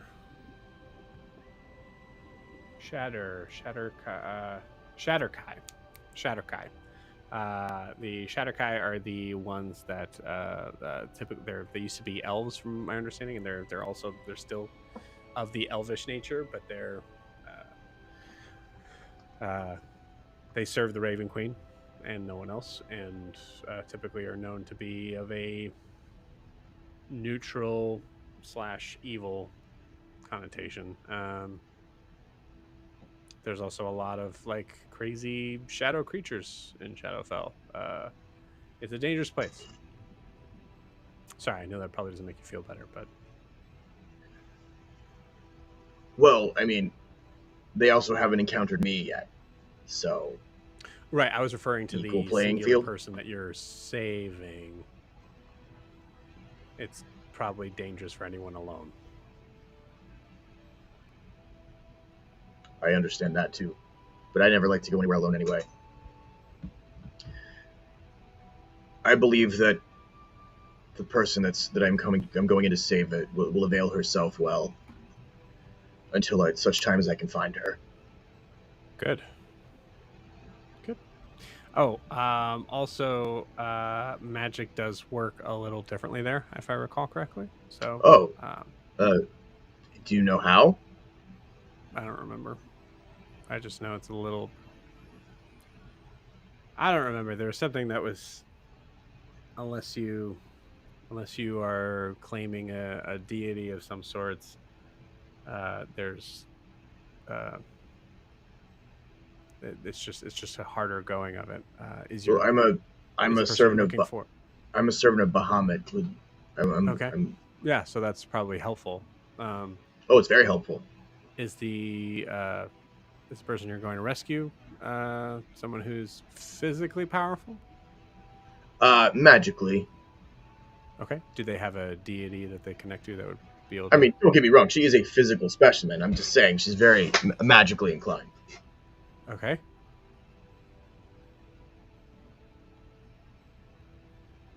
So what was the last thing you said? So she's magically inclined. Is she connected to any sort of deity or force beyond herself of some god or demigod? Gwar kind of like looks off into the distance and goes, "She is a goddess herself." Cool. Unless that is literally true, yeah, she's probably having a hard time of it. Fuck. All right. Well, she's part celestial. Is that good? I have no idea. Well, neither do I. That's why I'm asking you. Okay. Well, and I'm telling you, I don't know. These Shatterkai, do they have any weaknesses? Do they have any ways of other ways to navigate through it while we can possibly get safe passage? As far as I understand, they are mortal. Typically, if I remember correctly, when they die, their souls are given to the Raven Queen to decide whether or not they are fit to end their service and go one way or the other, or continue their service in another form. Oh. So I'd be doing them a favor if I killed them. Great. I mean, the way I see it, yeah. Yeah, me too. All right, great. Okay, so we have means. We have a bit of a description. We know a little of what we're going to encounter there, and that it's going to be difficult. It's my favorite. Yeah, I think the last thing you want to do is probably avoid the Raven Queen at all costs. That's interesting because Zara seems to respect her quite a bit. But I could understand. I don't want to encounter anyone that's going to try to steal my soul. So she's got a big she's a big adjudicator She's kind of like I'm not familiar with that race. She's big into the worthiness of people. Oh. Just like really any deity, but I would say because she's somewhat of a lesser deity, I don't foresee her judgment being completely what's the word? Fair? Unbiased. Unbiased, yeah. Mm.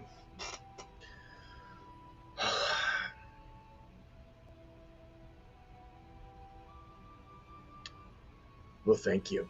Thank you for your time. You're welcome. I'd pray for you. I just don't know if that would do more harm than good for you right now. I get like, I don't bend down, but I get like closer to eye level, and I just say, very gently, like for Gwar. The love of Bahamut is very just. Mm. And it's very fair. Yeah, I wasn't saying no. Yeah, I hear you. I'm just saying, if you're a free agent, I mean, he's very open to other people converting, but he's also okay with you still holding some older beliefs. If it helps you serve justice and leave this world better than you found it, I mean, also like any good thing you do, you're essentially worshiping him. It's a win-win-win-win-win. Right. Yeah, and you see, like, as you're talking, she's positioning herself on the other side of you towards the door. She's opening it. Yeah, no, I'm hearing you. I'm sorry. I apologize. The last thing I want is I hate when people proselytize to me. I was just making a suggestion. Do you? It's working out great. So I'm gonna be out of here, and I hope that you're doing well. And I wish you well in all your future window gazing. Thank you very much. Thank you. Yep. Okay. I'm locked away in a tower. Thank you. And just like this positions the door out from you and then shuts it. And we'll say with that, we watch in the distance as give me my weapons back. Yeah, you get your weapons back. You see the light from the castle change perspective as it goes to nighttime and it maneuvers out past to the next day. And with that, we're going to take our 10-minute break. So we'll see you guys in 10 minutes.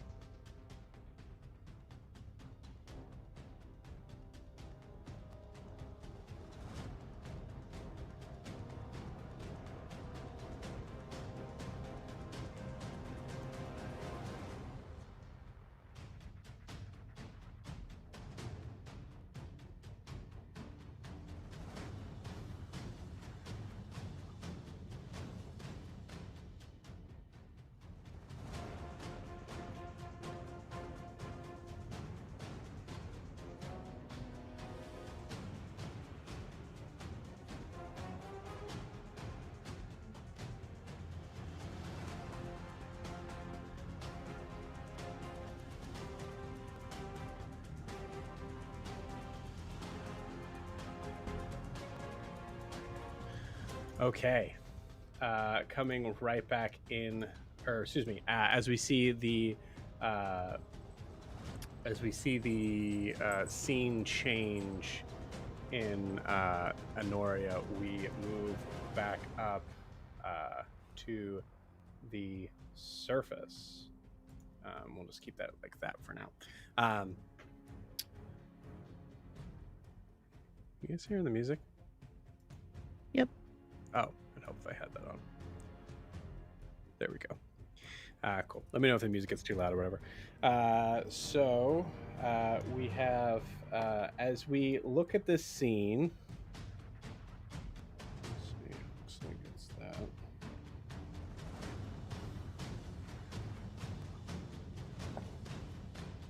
Okay.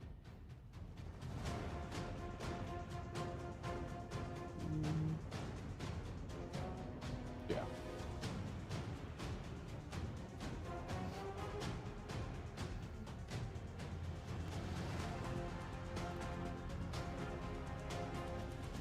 Okay, cool. As we look at the scene moving forward into North Imea, we see a cart that has been somehow connected to this front part of this of what looks to be like the hull of a small of a large boat. You see it starting to kind of move right in between the briny sort of area of the shore, maneuvering away as we see an elf jump out from the back, throw a hummingbird into the air. We see it immediately connect with one of them that is in the front of the cart, and you see a bunch of the other members start to jump out. However, as they're jumping out of the boat, that is essentially their turn. Huxley, as you know, looks to be like kind of this like sort of essentially like a hobgoblin sort of character, but like in a darker green sort of sense, or somewhere between a goblin and a hobgoblin.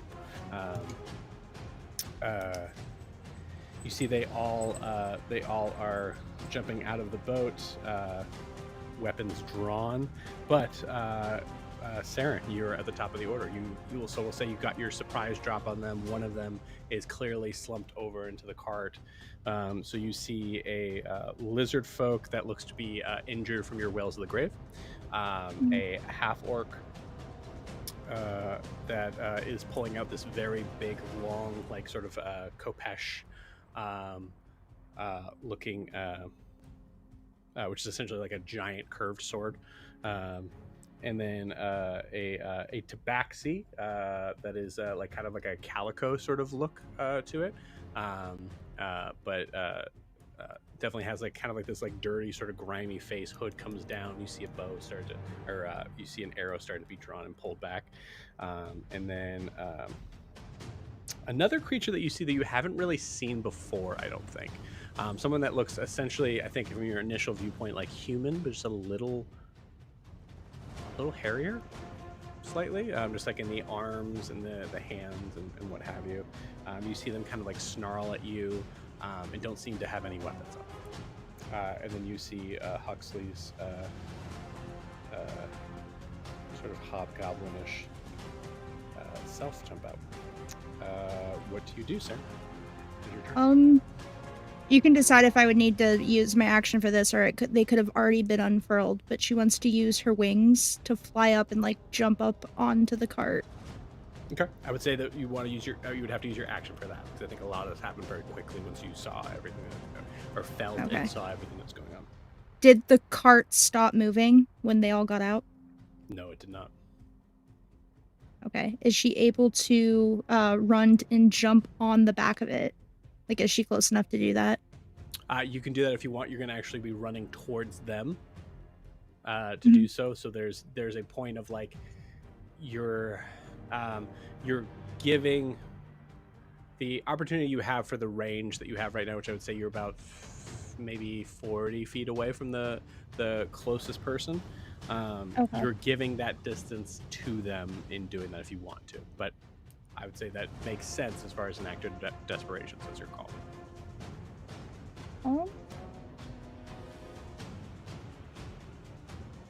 She did get her hummingbird dart back then, right? Since it's been a whole turn. Yes. She is gonna... I'd say she'd run about 10 feet closer. Just runs up a little bit and sends that off again towards the tabaxi that's drawing the arrow. You got it. Go ahead and roll an attack roll.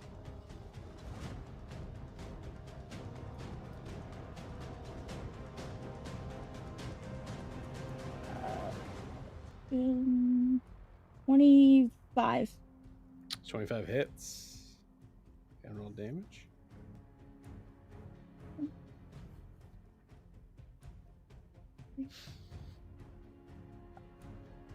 It's 11.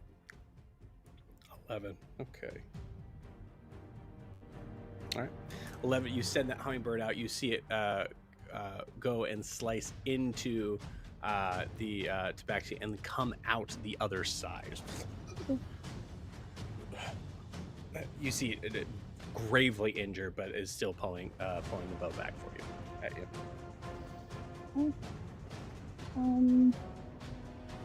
Oh wait, hold on. So did you unfurl your wings? No. You didn't. Okay, gotcha. Cool. Yeah, like she would have done that as soon as she sent that off. If she had the chance, but sure. If she doesn't, then that's fine. And she's just gonna run. You said she's about like 40 feet? You said you went 10 feet forward, so now you're 30. Yeah, so 30. So she'll run a little bit closer, like 20 more feet.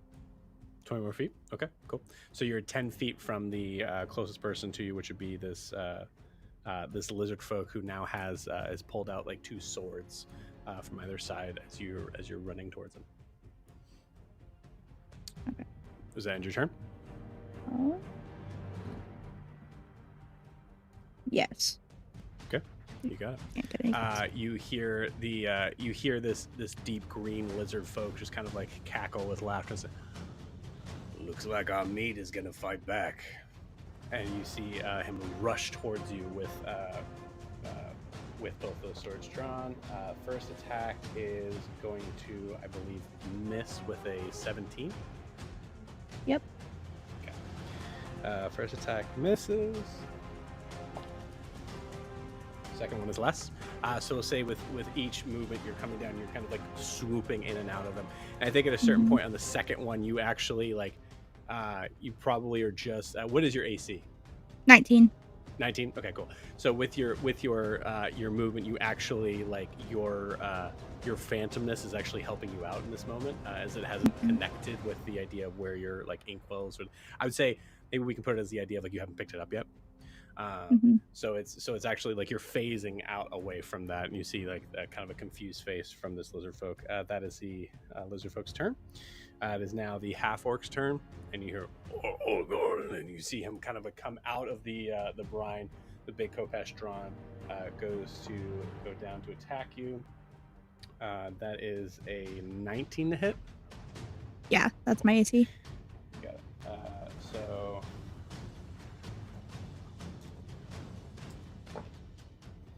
comes down. That is that's 10 points of damage. And she'll use her uncanny dodge to make that 5. Cool. So you have that damage. Yeah, he's going to attack again. That is an 18 to hit. No.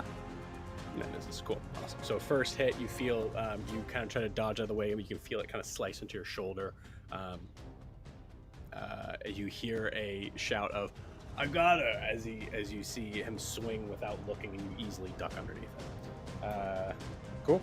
It is now Tabaxi's turn, who's going to take a couple steps back, so now kind of sloshing in the water, kind of collecting themselves.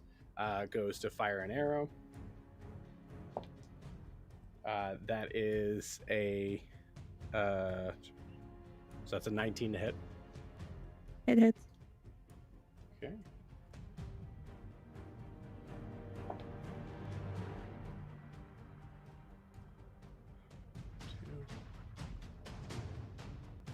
Okay. So first attack only does 6 damage. Second one is another 19. Mm-hmm. And that one does 8 damage. So 8 piercing damage. So sending 2 shots, and you hear this cry out of just saying, "She's not going down." The human-looking, you weren't quite sure, sort of person just kind of lets out this like sort of unearthly sort of roar, at least inhuman roar, I would say, and then just says, "Leave it to me." And you see him jump straight at you as you see claws come out of his hands. First one is a 20. Yep. Second one is a miss for an 18. And the third one's a natural 1. Very, very lucky rolls on some of these. Cool.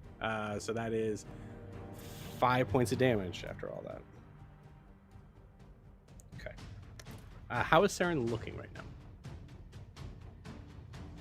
Like health-wise or physically? Both. She's got 63 out of 87, so she's still pretty good. And she's looking increasingly more angry, and every person that comes towards her, she glances over at Huxley and just stares. Yep. Huxley just kind of like looks over at you and just because it's Huxley's turn now, so Huxley the hobgoblin. Yeah, go ahead. Yeah, as she realizes he hasn't attacked yet, she just looks and says, "Better pick a side." I gotta. And goes and points the arrow at you, and you can see just in the like slowed down time of rogue versus rogue, you can see him just position slightly off on the arrow. The angle of his bow just maneuvers slightly off and shoots, and it goes whizzing past your ear and misses you. Or back to the top of the order. Saren, it's your up. And I will say, so at this point, we'll say mechanically speaking, the ship maneuvers 10 feet as the environmental movement. Is anybody on the cart right now? Are they all on the ground? Besides Gerard and the dead body, no. Okay. And who is the closest to Huxley? That would be the Tabaxi, the only one that wasn't attacking you melee wise. Otherwise, you see them all come on you, which actually they'll all have to roll the damage for this round. Can she get to the Tabaxi she has 35 feet? Without you have to disengage to do it. Okay. I mean, yeah, unless you want to take 4 opportunity attacks. No. She will disengage with her bonus action. Cool. And runs up to the Tabaxi to attack him with her scimitar. Okay, you got it.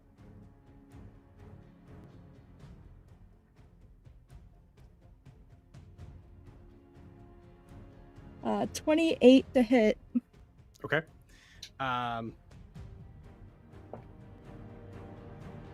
Okay. Go ahead and make that attack and add your sneak attack damage.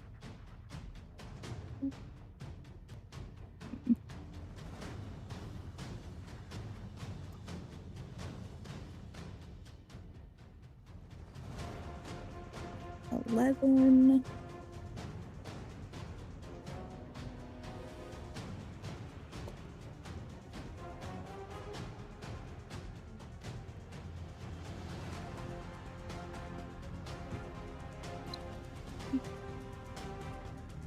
$33.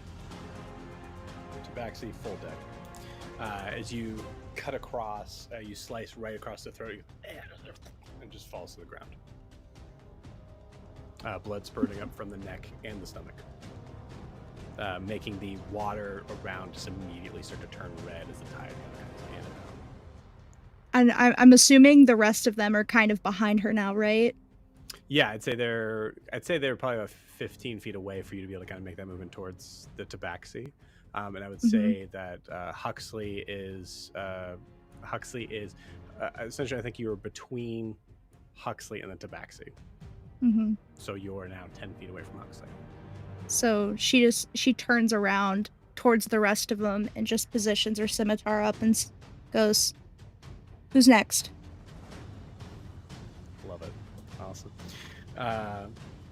With a yell, they all come charging towards you. So for the lizard folk, we'll flow through this a little quicker this time. Actually, lizard folk will be not attacking with advantage as the first one to come up there. So first attack is a dirty 20. Yep. That is 6 points of damage. Second attack is going to miss. So that is the lizard folk's turn. Half-orc's going to come up with the Kopesh. Is going to go and attack with advantage. Now the other one is there. That was almost a nat 20. That was a 22 to hit.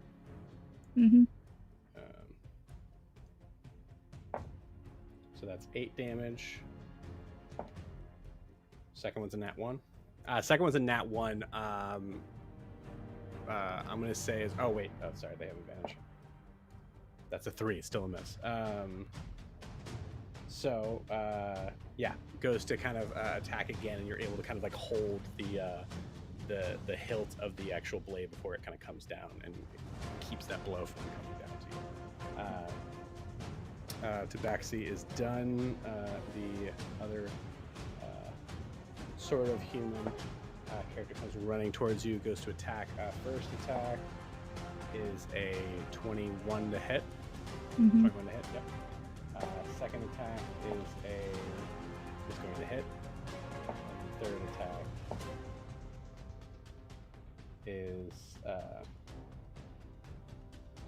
is also going to hit.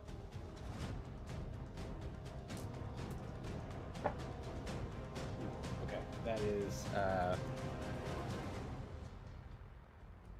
from the claws dude. That is 19 points of damage. Is that total? Total, yep. Sorry, it's from 3 separate attacks. So I would say one of them was a 6 plus 2 is 8, so you could have that to 4. Okay. So 4. Oh. 4 minus 19, right? So that would be 15. Okay. 15 points of damage. She's looking worse. Tell me what your hit points are at. 34 out of 87. Out of 87? Okay, cool. At this point, you hear Huxley come up behind you and go and put you in like a headlock to like grab you and just like whispers in your ear, "What the fuck are you doing?" I told you I'm getting out of this, whether you help me or not. Roll me a persuasion check. I'll say with advantage.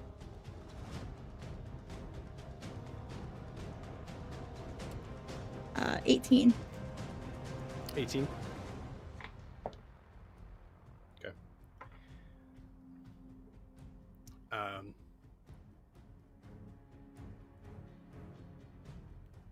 Still has you by the neck and just goes, "Fucking hate you, Val and her elves." And from the camera view, you see his hand extend out as the gun maneuvers out of his hand into one position, and now we have 2 rogues versus everybody else. You see him take the first shot at the lizard folk, who is kind of like taking a little bit of a step back from you. The first shot, let's see, he has surprises, but it's not gonna matter. Yeah, cool. So first shot hits.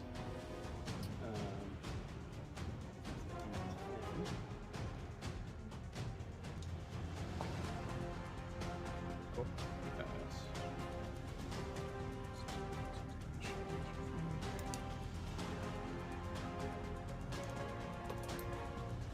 Oh, and he would get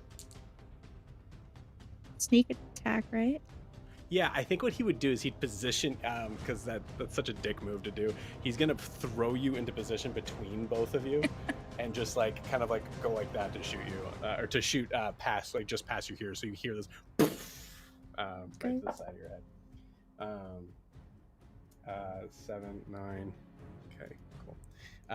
Yeah, lizard dude is full dead.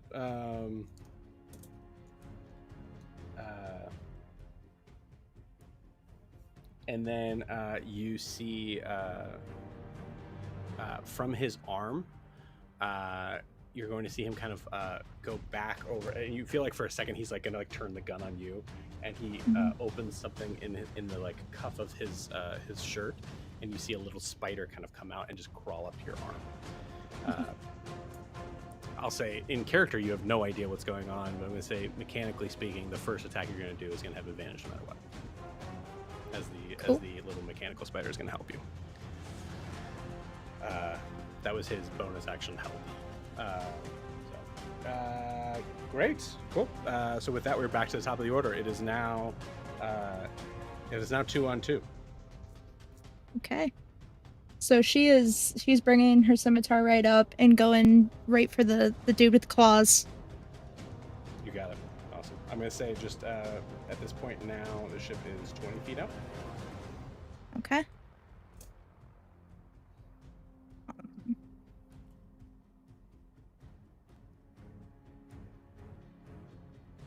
24 to hit. That'll hit.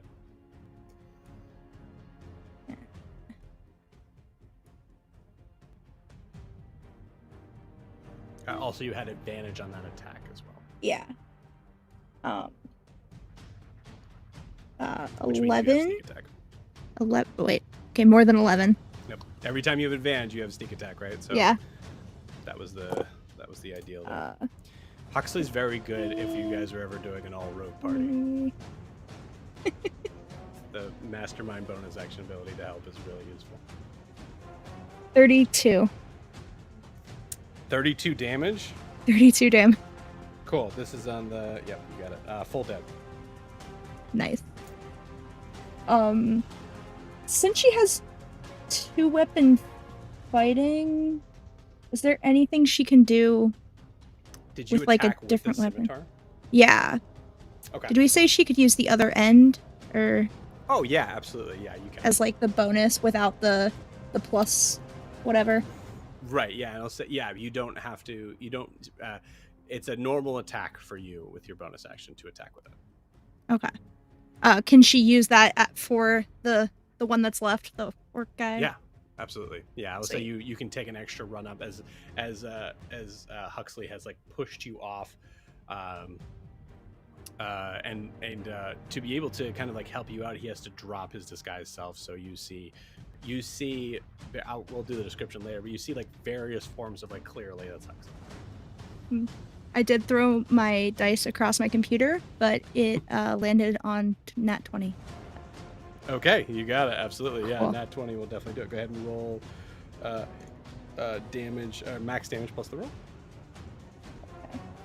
So I've 2d4 plus 5, so that's just 8, and then...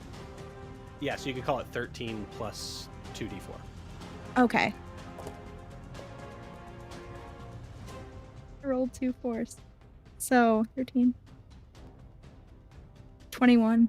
13 plus 8, 21. Cool. They have, they have HP of 20. Awesome. So tell me how you finish out this half orc. Sweet. So she slices through the guy with the claws, and when she comes back around, she just sticks it like right through his neck and just straight through it, to like pull it back out. Awesome. With your perception check, or your general perception, you feel Huxley maneuvering the gun to you from the distance that you're at. And I'll say with the rest of your action, if you want to aim something ranged back at him, you could. Yeah, I think she like turns around and like has her hummingbird in her hand ready to go. Okay, cool, awesome. And we freeze frame in that moment for like a second. and then you see him lower the gun. Okay.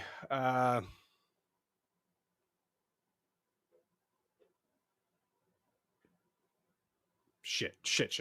And you see he like at this point he's now realized the ship has gone without you guys. Mhm. And it takes about 5 steps out into the water. Now at this point, like being like kind of like waist height, goes, okay, that's not gonna work. She unfurls her wings as he's having his little mental breakdown. You got it. Awesome. And all right, can so she? I think if we're go ahead. No, I was gonna say I don't know if she can pick him up if she's strong enough, but that's her plan. Is she's just gonna? I don't think you're. Yeah, I'll put my foot down there. Unfortunately, because I would say that he's a full human. If he was a size smaller, I would allow it. But yeah, I'll say what makes that scene even better is that he goes, all right, so it's gonna go further down the river. We can probably cut it off at this. All right, so what we're gonna already asked him, and just sees you.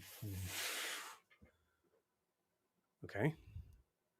And just starts running off down the bank.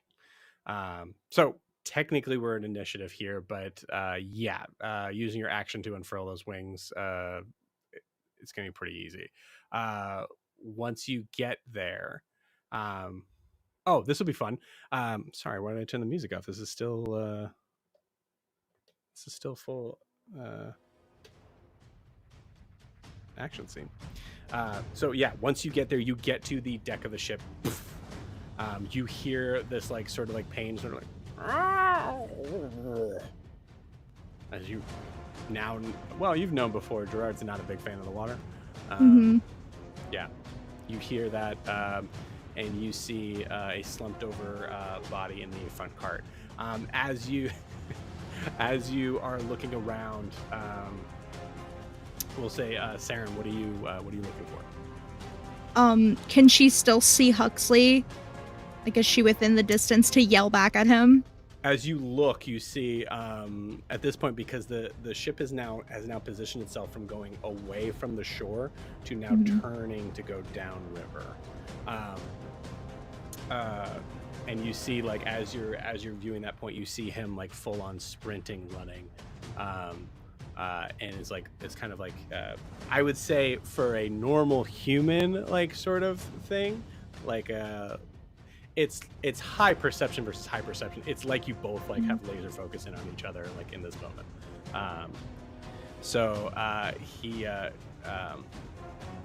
He has message. So he actually just like we'll say this. He goes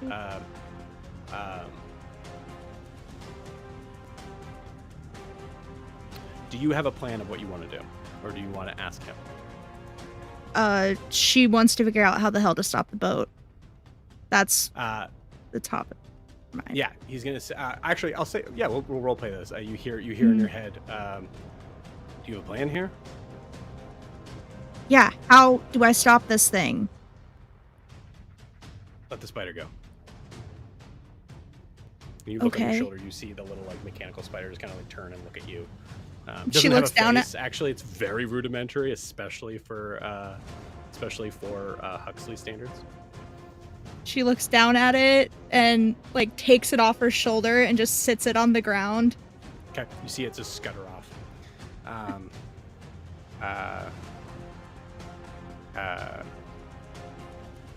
At this point, Huxley says to you,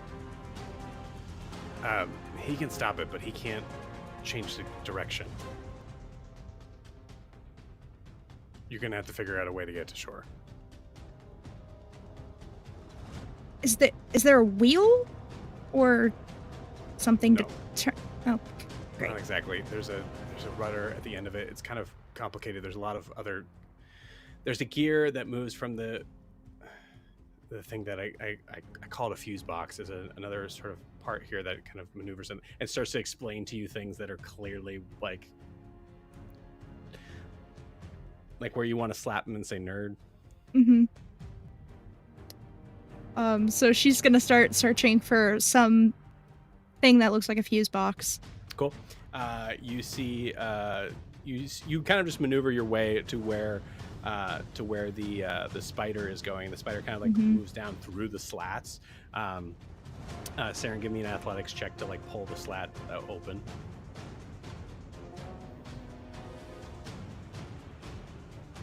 15. 15. You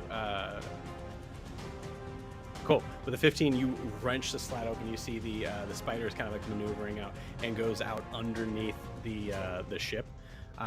So maneuvers away from viewpoint, and you hear Huxley in your head go, "All right, so there's gonna be a series of wires there. I need you to cut the blue wire that's going to maneuver it immediately to the left." And you look down, and all you see are brown wires.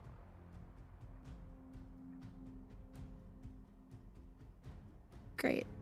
And we'll take this moment to tell you you have you see 5.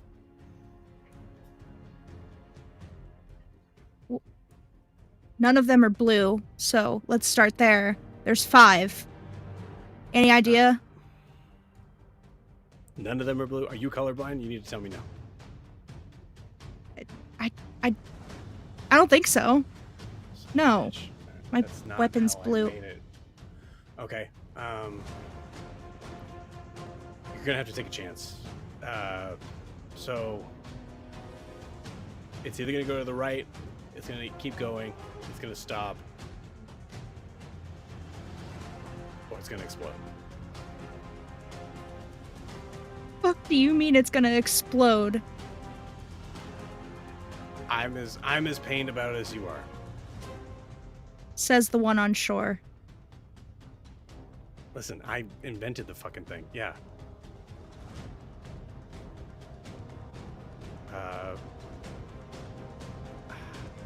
There's nothing else I can tell you other than that. You hear the sound of the rudder essentially stop moving, as you know the spider has done its job at least. So what do you do? So it's just not moving. It's stuck out there. Yeah. So now it's floating in the water, but it's still moving because it's moving with the flow of the river. Okay. Can I talk back to Huxley? Mm-hmm. Yeah, Okay. we'll say we'll keep that line of communication open. Okay. Why don't you can't you just swim out here and figure it out? No, I can't swim. You're kidding. I don't want to talk about it right now. That's why I designed a ship that is going to be able to just Yeah. do what you're gonna do. Just cut one of the wires. Okay, so do you want me to roll something to Yeah, I'm gonna say, decide which is there one? anything you want to do with Gerard before you do this? Um Because the ship's gonna explode. The ship's gonna explode with you and Gerard on it. You have a saving throw. Gerard does not. no. I guess she can talk back to Huxley. And she's gonna ask, do you know how to get Gerard out of this cage? Kind of. The I need better lizard than folk kind deals of. with it. There was some sort of spell that he used to unlatch it. I don't know how. It was beyond it was stupid magic. I don't know. Just hit it. Last time I touched it didn't go well. I didn't design the crate. Just for the record, I didn't design the cage. That was not me. Are there any rafts or anything in this fucking boat? I mean, technically, you could just knock a wall down and it could be a raft, I guess. But I'd rather you didn't. I don't care about your If you boat. cut the right wire, it'll go to shore and I can fix it and we can. Yeah, and if I cut the wrong one, we're all gonna die. So I mean, I'll be fine. But yeah. makeshift raft it is, and she's gonna go make some kind of raft and see if she can like push Gerard's cage onto it. Okay, you got it. Go ahead and give me another athletics check as you are essentially trying to like. I assume you're just like kind of like you're trying to like position yourself against the cart and push like with honestly inhuman strength to push a part of the wall over off of the rigging of it. I got a nat 20. Okay, nice. I'm not gonna roll the second time. So with the nat 20, you're able to knock the end of the wall off into the river. You hear it kind of splash below. I'll say with the nat 20, you're able to kind of like take one of take a rope that's like right next to it and just like kind of tie around this little sort of splinter that's kind of holding up onto the side there. Looking back at the cart, you still need to be able to somehow get the cage onto the raft.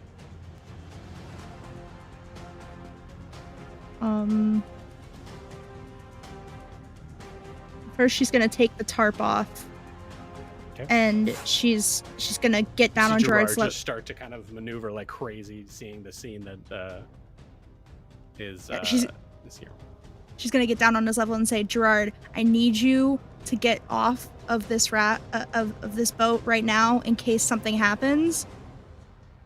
Can you like bang against the cage and just, I need to get you onto this raft so you can get to shore off the water. I don't want to be on the water.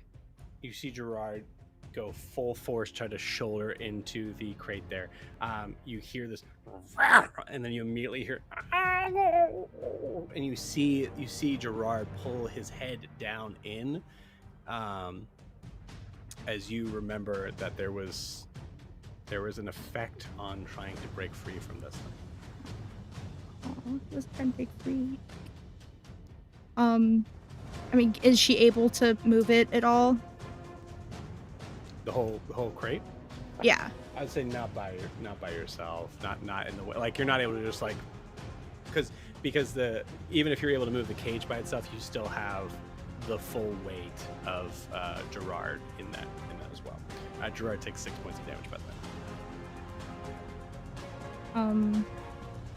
She asks Huxley, do you have anything to help me get him off of this? The cage. We'll deal with that later. Look, this was your plan to do it now. I was gonna let you free later. I have no clue how. Hold on, let me think.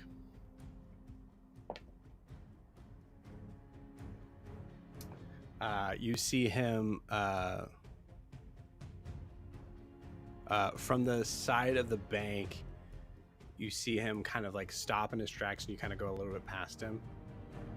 And then he runs forward onto a rock, and you see him kind of like look out further ahead and just kind of points and goes, there's an overhanging tree about a minute away. If you can get a rope, tie that around the cage, that might be enough to hold if the tree doesn't break. And you look out and you can see there's it's not the whole tree. It's essentially like it's split up where one trunk is going out and the other one's going this way. But you're gonna pass somewhat underneath it. Okay. She'll try it. How are you doing it? She's gonna tie a rope around one of the bars, or a couple of the bars, as much as she can before they get there, and try to like loop it over this tree and tie it back down if she can. You got it. So you loop one side underneath the underneath the top bars of the cage, and you kind of tie it tight in. I will give me a sleight of hand check.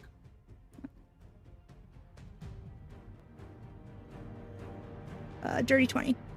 Dirty 20, cool. The dirty 20, you're able to kind of tie it tight. You feel pretty good about that knot, and you feel like you're kind of pressed for time, because at this point the branch is like right about here in your vision here. So you quickly tie. We'll say the dirty 20, you're able to tie another end on there to be able to get that loop sort of position. And there's a couple different ways you could do this. You could try to feed a loop onto the branch and just get it connected that way. I'm going to say it's significantly harder. Or you can try to attach a weight to the other end that somehow is going to have the crate that's heavy enough to be able to have the crate be held off. You get what I'm saying? Yeah. I do have the rope of climbing in my backpack. a 60-foot length of rope, weighs 3 pounds, and can hold up to 3,000. If I hold one end of the rope and speak a command word, it animates. As a bonus action, I can command the other end to move towards a destination. It moves 10 feet on your turn when you first command it.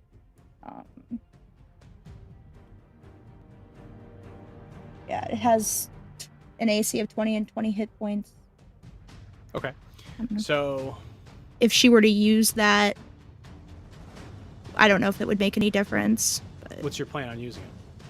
Yeah, basically the same, to tie it to Gerard's cage and everything, and maybe she could like use the command word to have it loop over and like even like loop around the tree, like tie itself to the tree. Okay, I dig that. I love that. Cool. So we'll say as you throw it over, you get it to the branch, no problem. That's not a problem. What's the command word?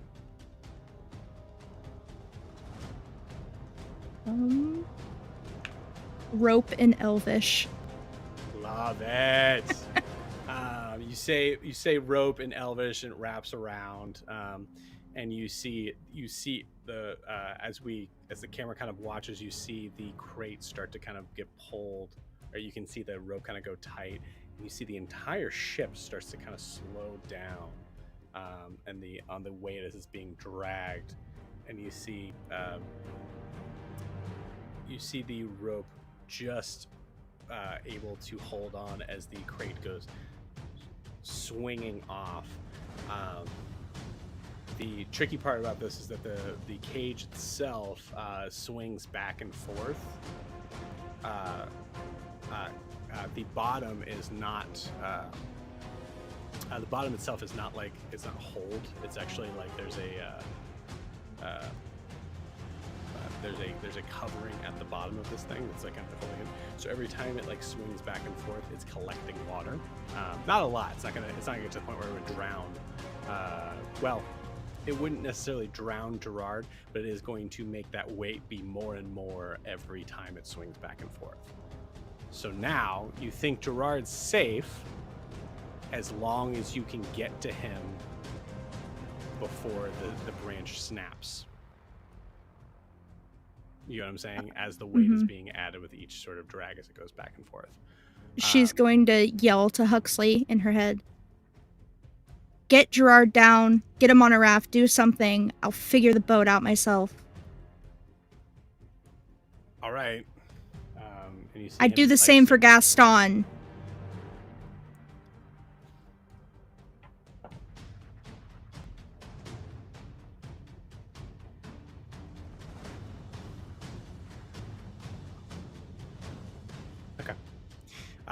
You see him not respond to that, but climb up the side of the tree trunk, just kind of like running straight up to it, and goes to the rope and is trying to figure something out.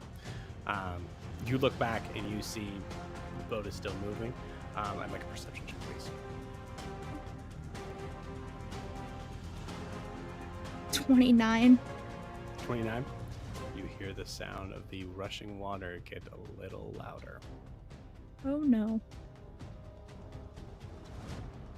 You look up ahead and you see that there's foam that is billowing out in a way that looks like you're not sure if it's a waterfall or if it's rapids or what, but there's something on the other end that is going to make things very difficult for you unless you make a decision.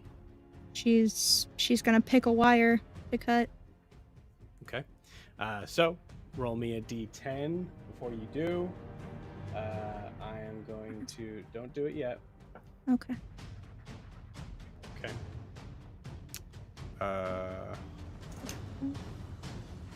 Need to write a couple numbers down.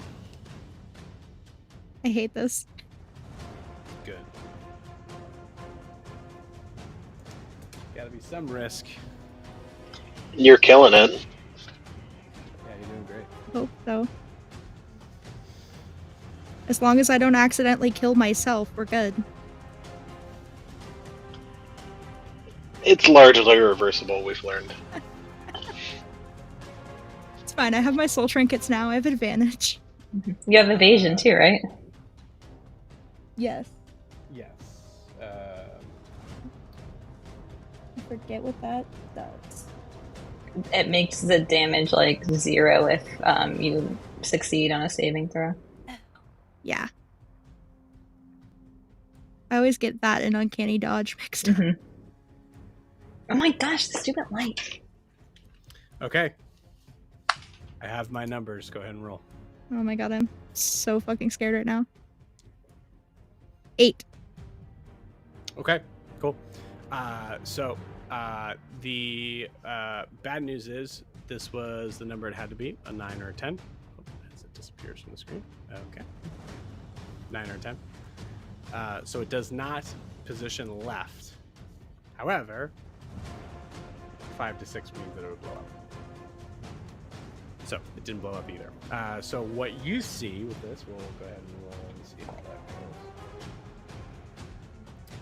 You hear essentially the engine shut off. Okay. So what that means is at this point you are about to go down the rapids on a ship that has a crate on it and a dead body, and there's not much anything you can do about it. You just cut the engine. And she immediately flies up above it with her wings. Cool. Do you want to grab your soul trinket before you go? Yes. You got it. Cool. You go. You lift up the head of the Actually, tell me how you get it.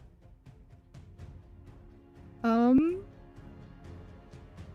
feel like the body, if it's laying like face down or something, she like flips it over kind of with her foot, and the soul trinket's like the ink in his hand, and she like picks up the little like vial of ink. Okay. You gotta just lift it off. Look at the head, the jaw just to the side, and you just slam it down, and you just fly up. You see on your end, you see you've seen Huxley has managed to jerry-rig a raft of 2 like tree trunks that you heard a couple gunshots actually, and you see like there are a couple of tree trunks that he has like tied together on either side so that for sure it's going to hold up from the logs itself, albeit Gerard's going to be very wet. Is able to kind of maneuver it with a mage hand down to be like in a position right underneath, and it stops swinging and stays right there. It is still tied to it. If the rope breaks or gives way, there's going to be a dip where there's going to be a second where Gerard is fully submerged and then comes back up. Okay. So as you fly up around, you see that you see Huxley kind of just explains it to you. That's the best he could do right now.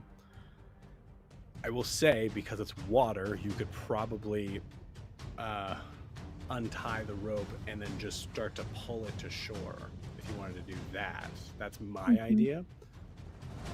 Whatever you want to do here, if you do it that way, there's gonna be a certain point where you have a wet Gerard, like fully wet Gerard. If you do it that way.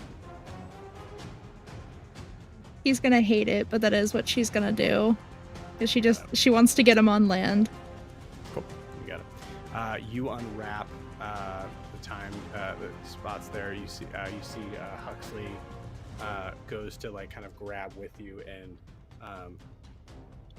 there's a certain point where you're flying and Huxley's not, so you fly over to the spot where Huxley's just kind of like holding on in the air, and then slides probably a little too close down the rope to Gerard, who is just making horrible growling noises at him, and he quickly maneuvers back up to the middle. You touch down, he touches down, and both of you pull Gerard to shore. I would like a perception check as the last scene that we're seeing from Saren.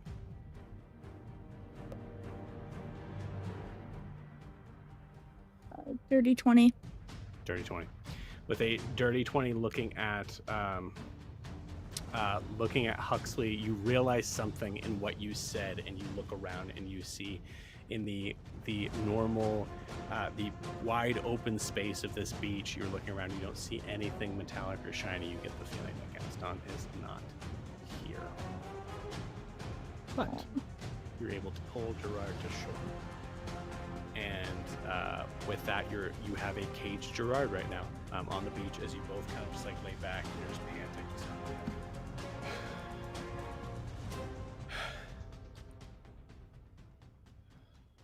Okay, that's one way. And then gets up, and we're gonna end your scene there, if that's okay. Actually, I'm going to say this: is there anything that Saren would like to say to Huxley in this moment as an ending to move to the next scene? So is the boat still going towards these rapids? You see the boat just make its dip. Yeah. And then and you hear that awful crunch, like.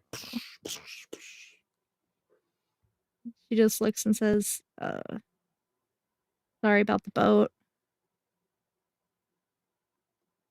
Yeah. We cut to Wilbur for a little bit. So just to kind of put things in perspective for everybody, if it's okay with everyone, we're gonna probably go to 12:30. If that's okay. Mm-hmm. Cool, awesome.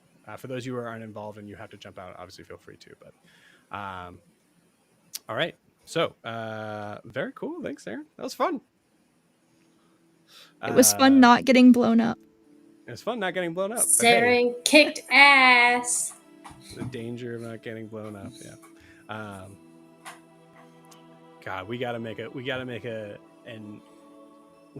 full battle fight scene where there's Huxley and Saren, because that'll be so much fun.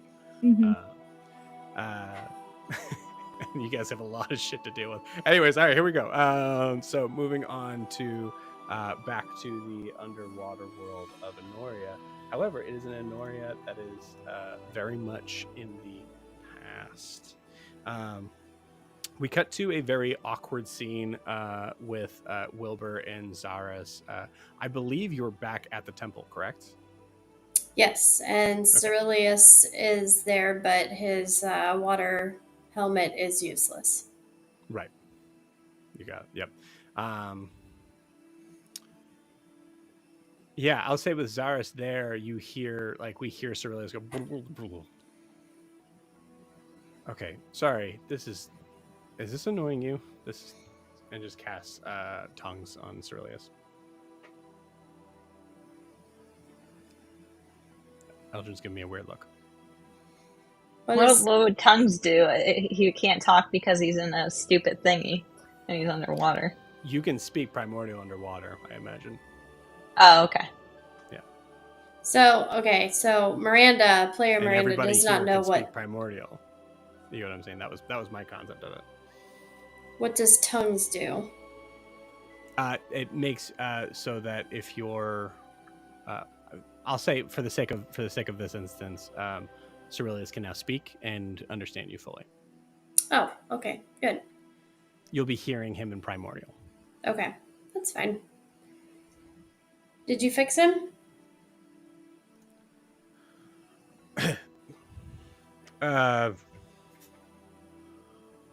So, like I was saying, this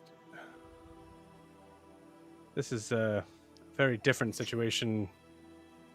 I feel like I can feel wet. Anybody else get that feeling? Yep, you're underwater, CIrillius. Yeah, I know that. But I'm saying before I could kind of barrier myself. This is. Oh, okay. It's So cold. I wouldn't know. I have fur to keep me warm. I'm sorry. You're welcome. Yeah, thanks for that. So CIrillius, at this point, Zaris goes. Sorry, do you want me to go? No. You should honestly, really stay I'm here. I'm missing a lot of name day things right now, so I really need you to stay here. Okay. Because we might need your help. So, CIrillius, we have to figure out how to get you to the present day. Ah, yes. Why? Because I can only go by myself, so we have to figure out how to get you there too. On this day, this wording is so tricky. On this day 150 years ago, when the living light fell, where were you?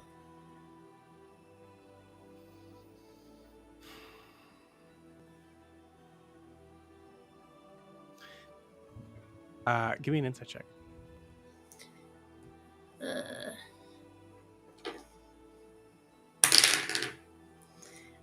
16.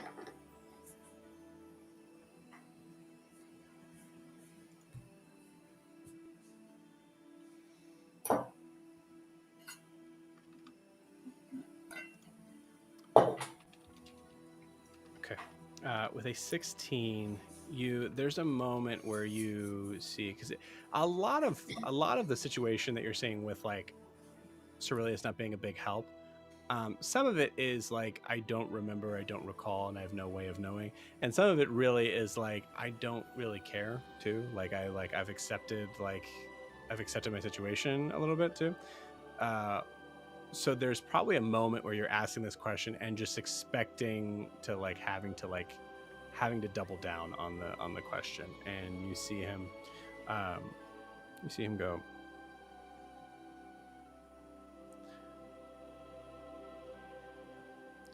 I was on the shores of Raven's Rock.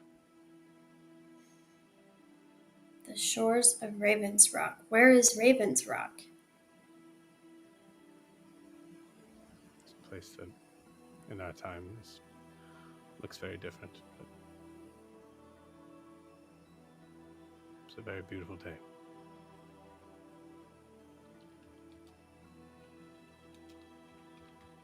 I imagine for you it was.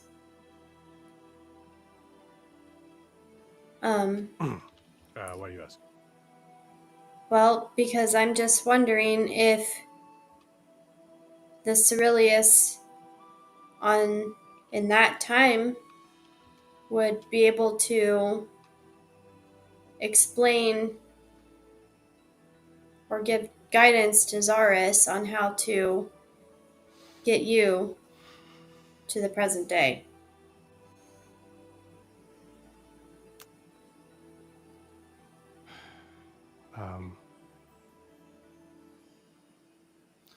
Well, I certainly didn't stay there long, as I saw looks up at Zaris and goes, "No, I couldn't do that. I can't." You what do you mean you can't? I can't. I'm sorry. You can't or you won't?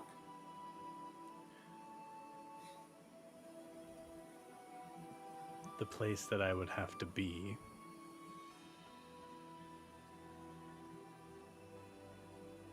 after you're gone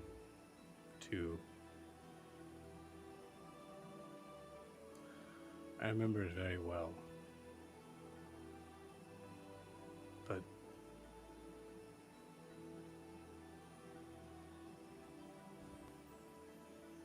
it's not a safe place.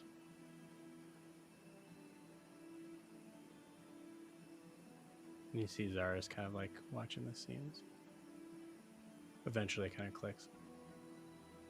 I'm sorry, are you worried about my safety?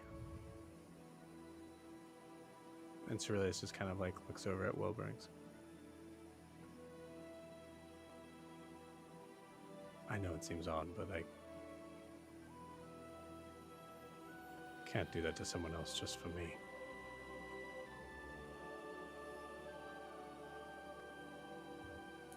Well, I can't just leave you here. You have to come back. You have to come back to the present day. Why? Because you know why.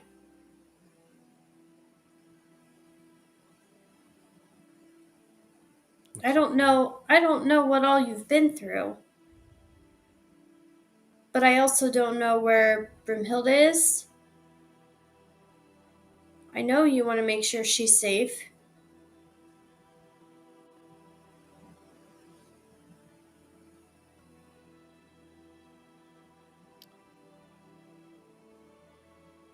If I don't come back, you may not exist. You're right. Your whole family wouldn't exist.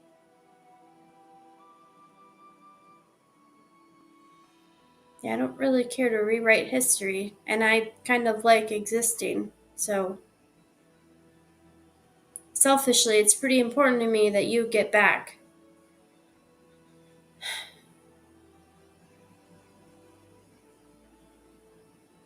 Go and roll me an insight check.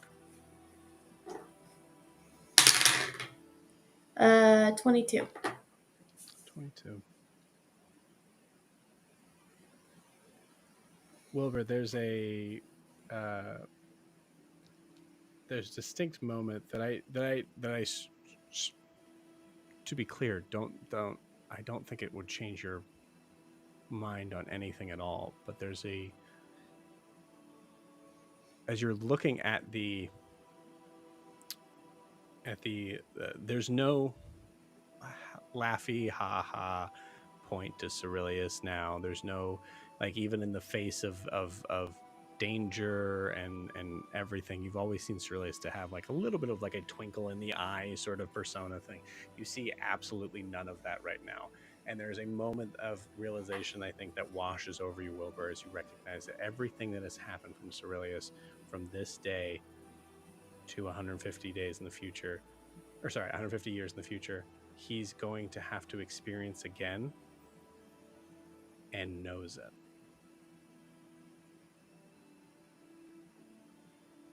And you think about the concept of everything bad that's ever happened to you. If you knew you had to experience that day, that loss, that suffering, if you had to experience the idea of Eldryn being dead, if you had to experience the having to make that awful choice in the circus that you had to do, if you had to experience all of these things that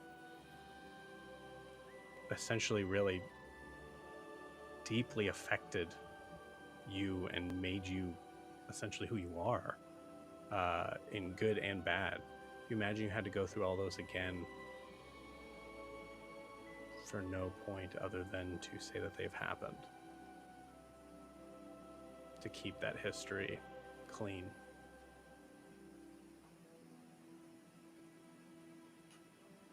Well, now I feel bad. That's a hard thing.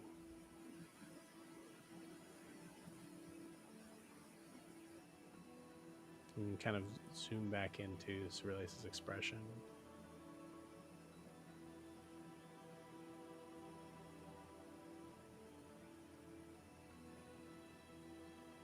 I don't know if I have the strength, especially not anymore.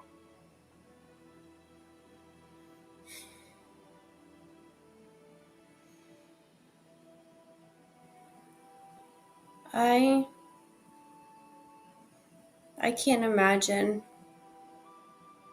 what you've seen in your lifetime. The range of emotions that you felt, everything that you've been through.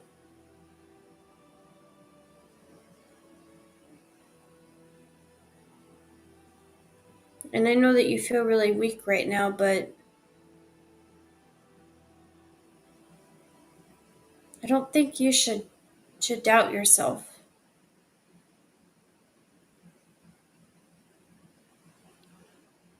I won't be celestial this time.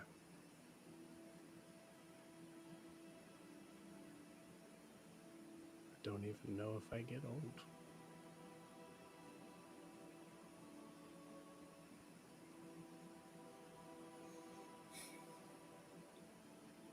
I wish that I knew and that I had some peace of mind to give you.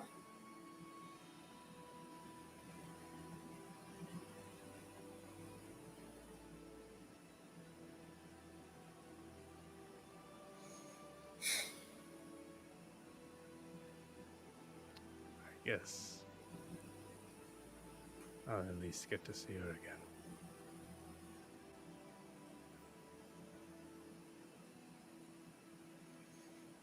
I don't think I know her name.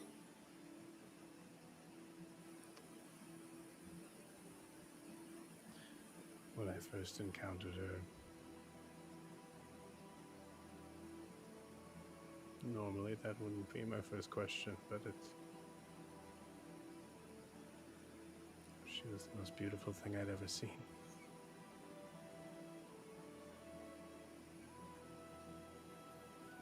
I needed to know how to put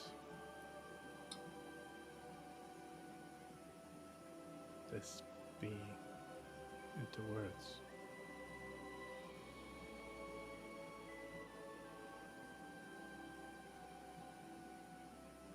She just called herself Brew.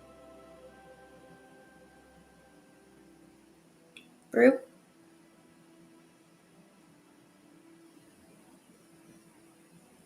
I like that name.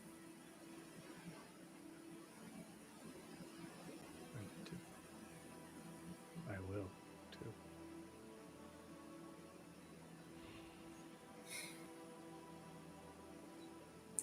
Love and lost. Right? Again and again.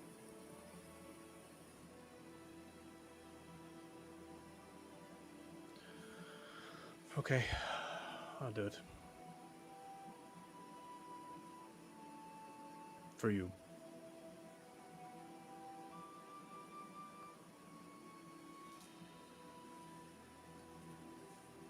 CIrillius, I really appreciate you.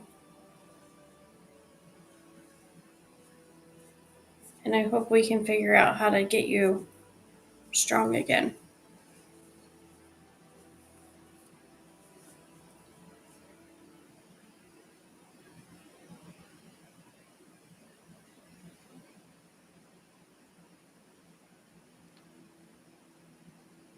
Who knows, maybe the weakness will be a hidden strength. At least, maybe I'll be a better father.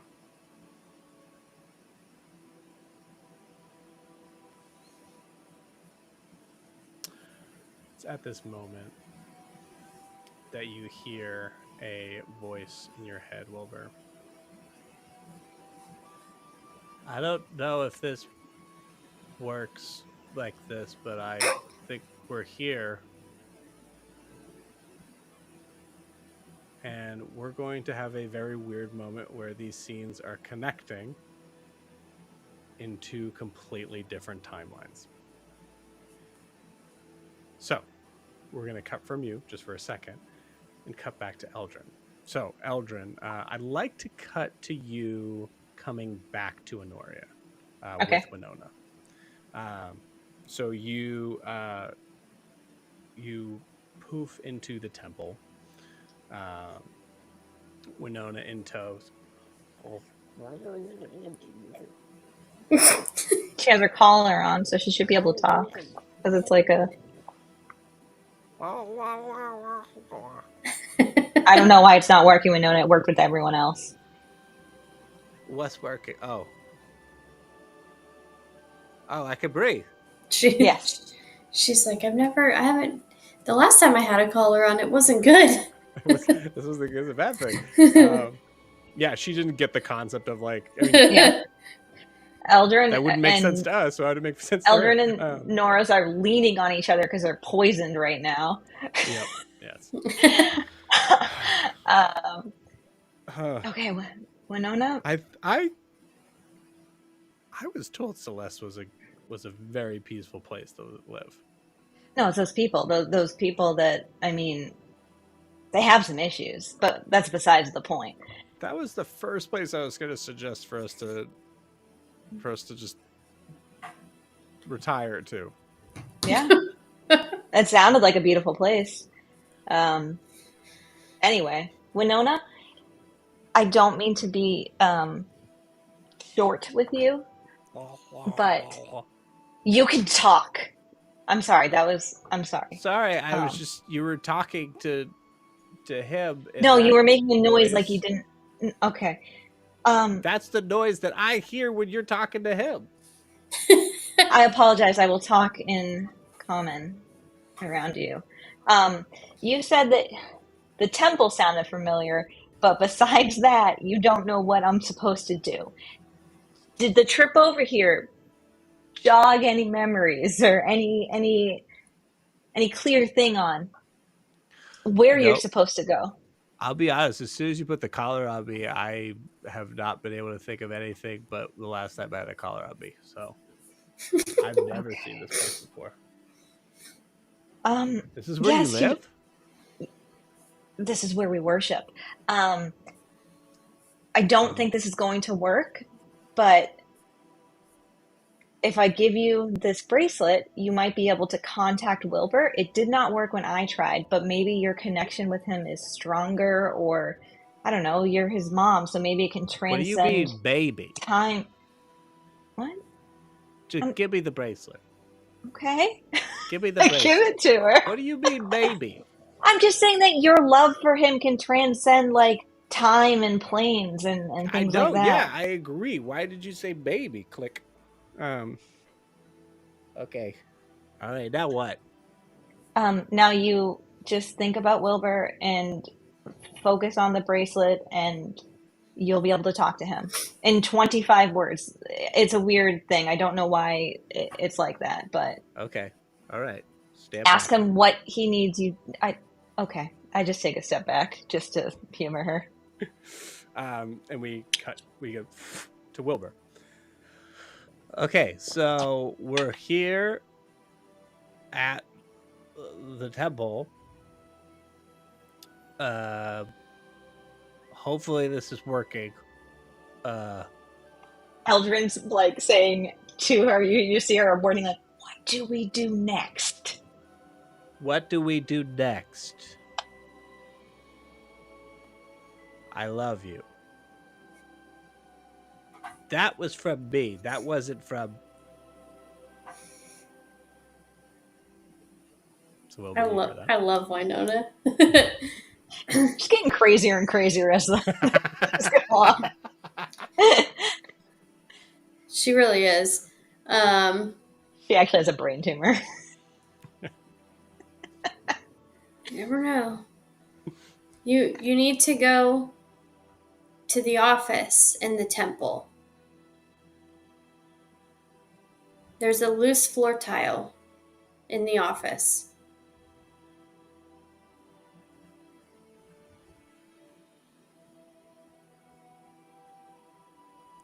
Hold on. I'm waiting. There's got to be more. Hold on. I mean, if you need clarification, nope, you can. That's all he said. Okay. All right.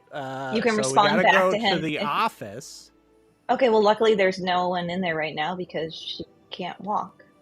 And we need to go. I'm sorry. That was really, really dark. Who can't walk? It's nothing you need to worry about. Luckily for us, I'm a healer. I can do a lot of stuff. I don't know how it works underwater, but I mean, if Persana's Grace wasn't able to do it, I don't really see like. All right, where's this office? It's over here. And what do we need to do in this office? Is this an office? Yes, this is the office of the High Priestess. Okay, we need to find a loose tile. Eldryn closes her eyes and says, Winona, there are hundreds of tiles in here. Hundreds. Looks like it. Yep. You have 2 more chances to talk to Wilbur, and please, I'm begging you, please ask clarifying questions and okay, so it's my fault why my son didn't tell me the details. If he's in this, I don't even get what I'm doing here. I mean, is he under this loose tile? What you said he was in the past? I don't know. Are there people that live under the tiles? I've never been under the ocean There was, and we before. almost died. Okay, Winona, What? I'm sorry. I don't even know what your last name is. I'm trying to be respectful. Mrs. Wombat? I don't know. Okay, Mrs. Wombat. I apologize. I am being very rude. You are my best friend's mother, and I'm trying really hard right now, but I feel like I'm about to pass out. You were hit with some daggers in there because you weren't communicating enough, and that didn't need to happen. Okay. And it would be real nice right now if we are literally in a temple. Noros and I could find a cleric to help us in this moment. So please ask Wilbur exactly what we need to do. Okay. I'm sitting down. I feel like Noros is like laying on the desk or something. just laying. I'm just saying, you guys could be checking tiles while I'm doing this. I'm just gonna. I look at like one of my wounds that is like necrotic, like poison, and I'm like, yep. Okay. Will do. Wilbur, this is your mother speaking. Where exactly, looking at Eldryn, do I find this loose tile? And what do you do when you find it? I'm sorry, I'm trying to talk. What do you do when you find it? I love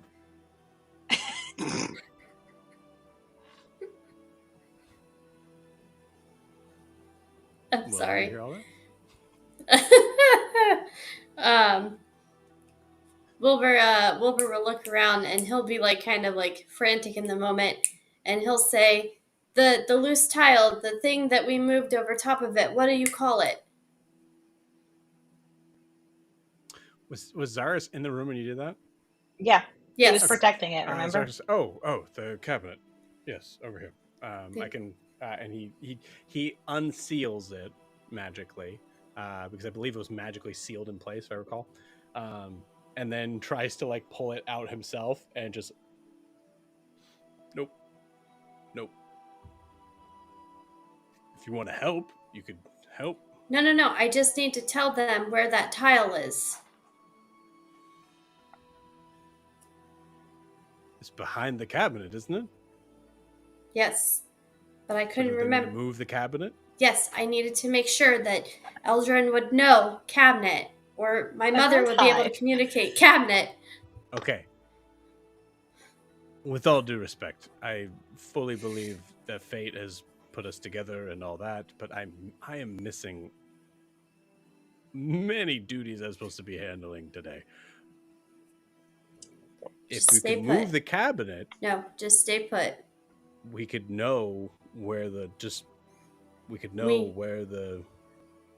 tile is exactly. We know that the tile is under the cabinet. That's it. That's all I need. Okay. All right. Do I have to say it back in 25 words too? I can never remember. Yes, you can. Okay. It's 25 or less. You see, we cut back to Winona, who is holding up a finger to Eldryn.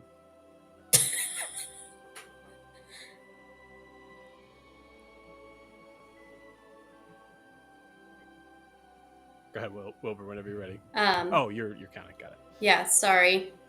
Sorry, I was in character too much. Yeah, I appreciate that. You're doing such a good job as Winona. Under the cabinet is the loose floor tile. Under the cabinet is the loose floor tile.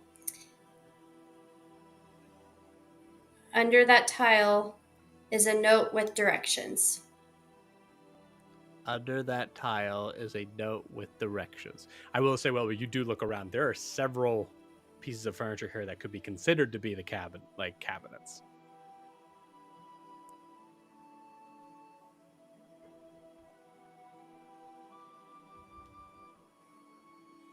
Is it the only stone one? Does it say, they're probably all stone. I will say for Miranda, like, you could be specific in where you imagine it is, and that's fine.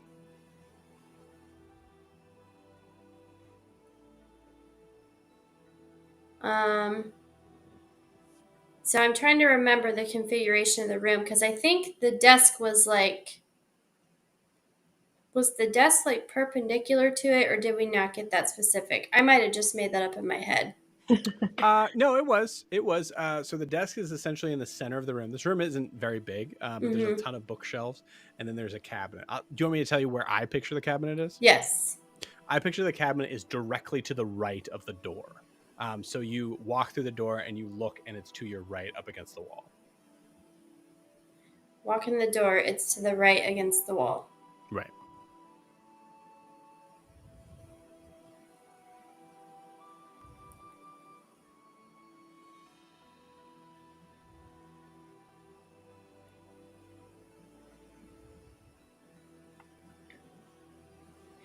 Cabinet is to the right inside the door.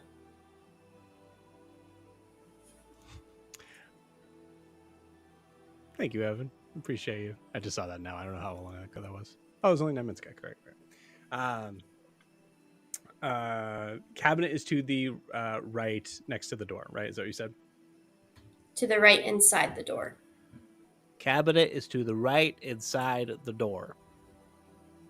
Eldryn lifts her head and just looks right where she's talking and sees this big stone cabinet. You do. And looks at Norris and says, "Can you help me move this, please?" You see, I'm just like laying back on it. Okay. Yeah. Good thing it's made of stone. Yeah. I think we go to move it. Yeah. We'll say we'll give it to you. Go ahead and give me an athletics check with advantage. Oh God. Okay, let's see. What's my athletics? +2. Does a 13 work? Let's see. I'll say we'll make it a 14 because we could say you use Norris's strength. I literally rolled a 13. So okay, because if it's Norris's strength, then we are good because he gets like +8. He has +8 in his strength? Damn. I'm pretty. Wait, no, that's his saving throw. But he has like a. That's crazy. Yeah, no, his but his athletics is pretty high. Yeah. I imagine he's like what +4 in strength. Yeah. Yeah. I'm only so +2. Yeah. So that's fine. That's just enough. You feel like so both of you are just exhausted, just pulling and pulling and pulling. And you're able to kind of just move it out of the way. You see Winona kind of trying to scooch by, and then like gets stuck with her tummy. Moves out. Hey, don't call my mother fat. I said it's her tummy. She goes. Sorry, I'm gonna need you to do like one more pull. Anything for you, Winona. I was like, as you're saying that, I think Norris, who's just had enough, just rips it off the shell, like just like full on like rage, pulls it, until it's in the center of the room, and then just and I say, I never liked that cabinet. I don't know why we kept it there all these years. You want me to break it? I can break it. You want me to break it? No, this isn't our office, so. Yeah, it's gonna be her office, right? So, I mean, whatever. Catherine and I have a very complicated relationship. I'll tell you about it someday. Yeah, yeah, okay. Winona, you should be good to go. Winona discuss. Okay, sounds like there's a lot there. You want to talk about it? No, not at the moment. Okay. Thank you. All right. Okay, I'm here. It goes over. I look at Norris and I say, "Is this what it's like to have a mother who wants to talk to you?" Norris just replies, "I don't know." Oh God, I forgot. Eldryn doesn't say that, but Eldryn goes, "Yeah, that was." I don't know, babe. Okay, sorry. I think that might have happened to Miranda and I like once, maybe at some point. I don't remember if that's ever happened in our relationship, but I will make sure to. No, never mind. Cool. So you see Winona go to kind of like maneuver typically how good are your floors? Are they normally pretty solid? Yes, This they one's are. good. Then I'm sure that's the one, Winona. Okay, I don't know. This isn't my place. I don't know. You're asking me to distract. Okay. Lifts it up and sees the note. And then Wilbur, what does the note say? It Winona, says, stand here. it says, Winona, stand right there. Which you could have said in a message. Yep. So I say, what is it, Winona? What are the directions? She goes to walk over to give it to you. No, what? I take it. It says, stand here and do not move. Winona? Yeah. First of all, you need to go back over there and stand there and not move. Okay. Second of all, I turn to Noros and I show him. I love Wilbur so much, but what is wrong with him? Why did he leave this as a note? What was his thought process? Do you even talking to him? Do you even know yet that Wilbur's in the past? Yeah, Winona mentioned you were in the past, but she didn't remember how far or where or when or any. Okay. Okay. I hear that you're upset, and it sounds like it's a lot more that's going on than this situation. Yeah, there's a lot that's going on right now in my life. Okay. Well, let's. But one thing, Winona, one thing that will make things a lot better is if we can somehow get Wilbur back. So I will sit and I will. my son. That's right. Yep. Okay. Yeah. If it makes you happy, I will sit with you and I will talk about my problems. But you have to sit right there and not move. Oh man. Okay. She takes your hand and puts in her hands and goes, "You got a deal." And maneuvers back. I walk over with her. Okay. Stands directly. I'll say in this moment, you do get a feeling that you should kind of, if there's something that's happening, you probably want to make sure that you're a certain ways back, right? Okay. Okay. Winona says to Wilbur, "Okay. Your friend is very upset, but very excited to see you, as am I. I am standing exactly where you wanted me to be when I did it, when I opened it. What else do you need me to do?" Wilbur, you get that. We'll say, because we can, like, Zaris and CIrillius kind of hears you talking, so you see Zaris actually, kind of a point of order sort of thing. Zaris once again points to the cabinet and goes, "Okay, we need to move this so that you can stand there." Okay, let's do it. She's in place. Sorry, I didn't want to waste energy. CIrillius. Yeah.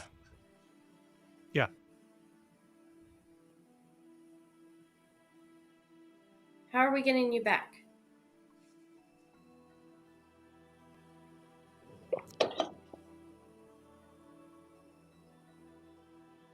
Smiles, looks up at you and goes, "Future Wilbur will find out. I can't tell you because future Wilbur won't know. I trust you'll figure it out."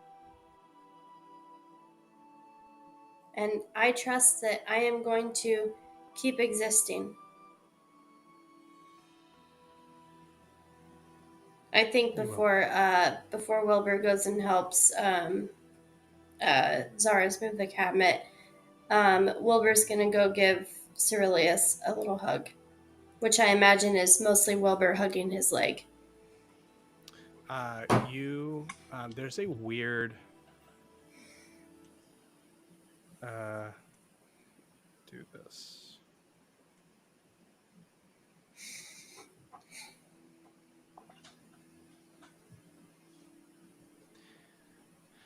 There's a weird scene here. Well, sorry, a weird sense here, Wilbur, where you go to hug CIrillius's leg, and CIrillius fully just picks you up and holds you to him. It's very awkward at first. And then you feel some sort of connection, something that may have happened with all the other wombats, you're not sure, or at least you as the first three. Or maybe just you. Maybe that was the difference that made you, you, as opposed to your mother, or Walter, Wilma, all the rest. You feel him hug you, and there's a part of you that just feels like it kind of just, part of your heart that just unlocks slightly. As you feel weirdly at home. And this person whom you have hated for as long as you've been conscious, or at least been annoyed by, disappointed in, angry in. And finally, someone that you didn't expect was capable of anything anymore.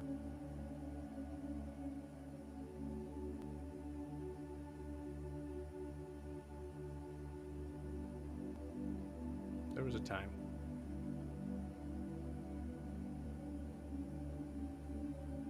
And it might still be.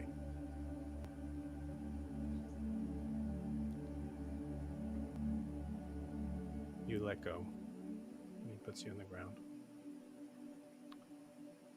And Wilbur, as you walk over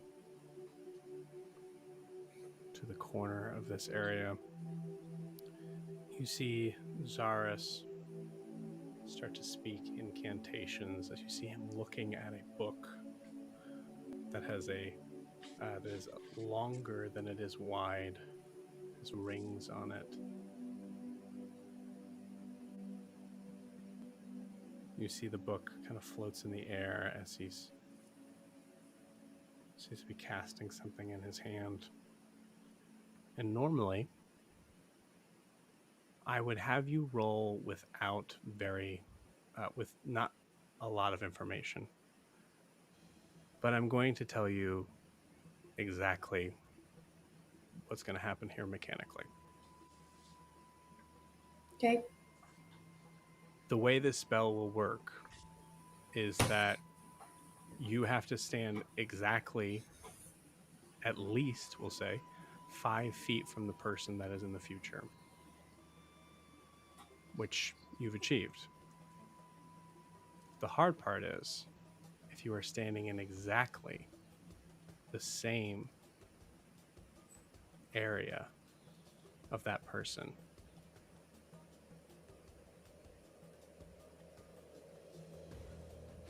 you are converging with that person.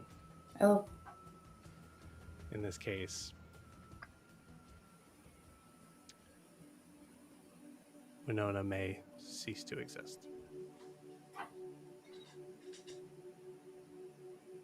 You have a 1 in 4 chance of that happening. I'm going to roll my d4 now.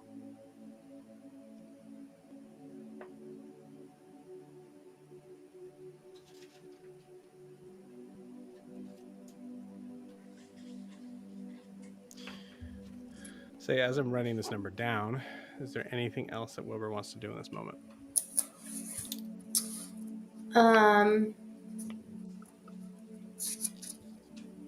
Part of Wilbur, so Wilbur doesn't want to interrupt Zaris, but Wilbur would be thinking, it sure was nice meeting you, past you. But then, Wilbur would just, be looking at CIrillius, and after, what seems to be a couple minutes of just blank stares at him, say, I think you're the strongest you've ever been for what you're about to do. And I hope Brew is even more beautiful than you remember.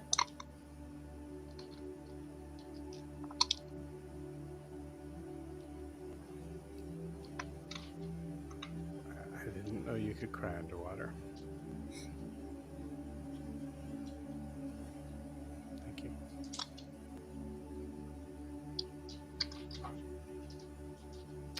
Zaris kind of nods to you in a simple nod that says so much. As he's continuing to kind of make that incantation of saying, essentially, it's nice to meet you.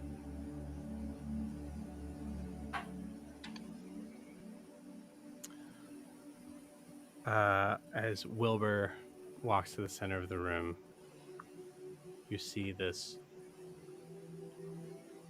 white ball of light suddenly appear in front of you. As you look at it,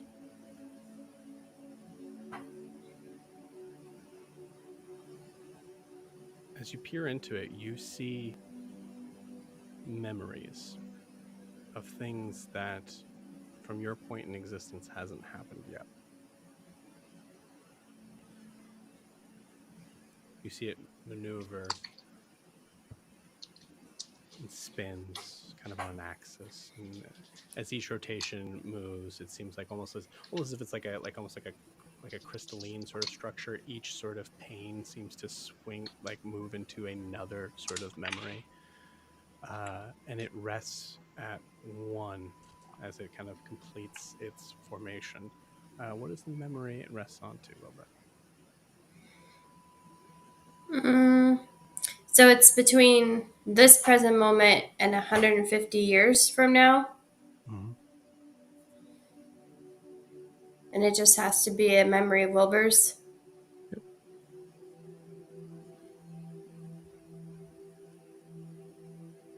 Actually, I'm going to say this. It has to be a memory of Winona and Wilbur's. Winona and Wilbur's. Okay. Well, I think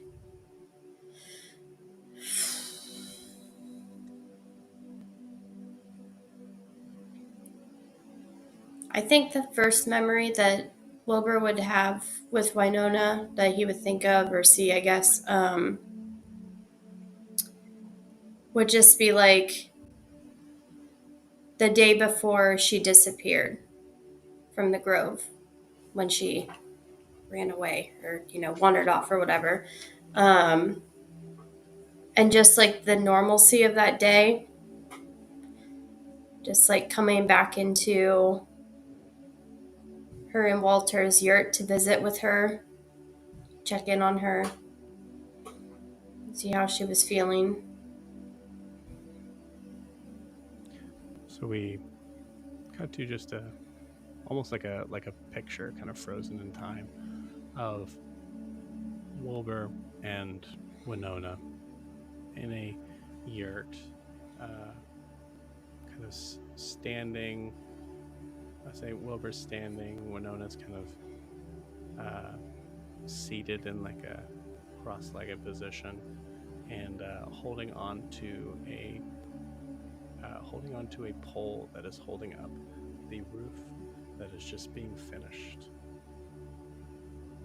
on their yurt. No, sorry, Wilbur, you remember that memory because this was not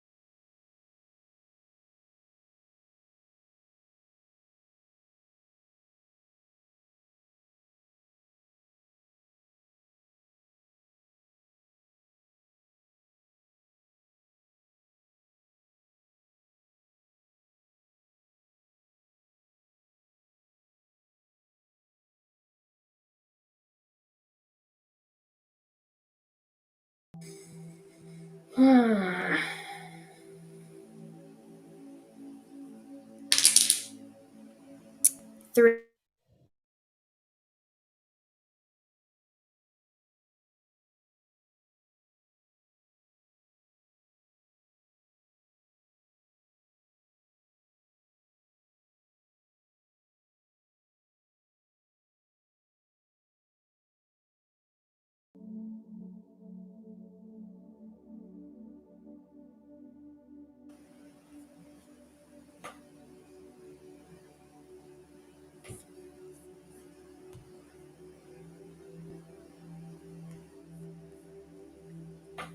Is this all messed up for anyone else, or is it just me? Yeah, it just came back for me. Yeah, everyone went away. I mean, that was crazy immersive, Joe. Wow. Wow. Man, you're so good at this DMing stuff. Yeah. What are the freaking chances? Miranda, did yours also go out? Yes. That's amazing. Yeah, mine did too. Okay. Everyone's so did. Crazy. Let's try that again. Thanks for the absolutely ruining the immersion, internet. It was a 3, right? 3. Okay. Yeah. So 3? Mm-hmm. Okay. All right. Oh, I'm nervous. Wilbur, you feel that bulb of light as you put your hand over top of it. Are we getting music back? Mm-hmm. I hear it. You hear it? Okay, good. All right. As you put your hand over the... Sorry, 1 second. I apologize. Back. Mike's making me nervous. Sorry, I'm going to make sure that I'm talking closer to the mic. Wilbur, as you put a hand over atop the ball, you feel the ball burst. And everyone around... Mike, stop ruining the moment. Everyone around you disappears. There's a moment where from the outside perspective of the room, there's a burst, and you actually see both Zaris and CIrillius get knocked back. On your side, you see Noros, who might be a little bit closer to you, Eldryn, gets fully knocked into you, and both of you go toppling over the table.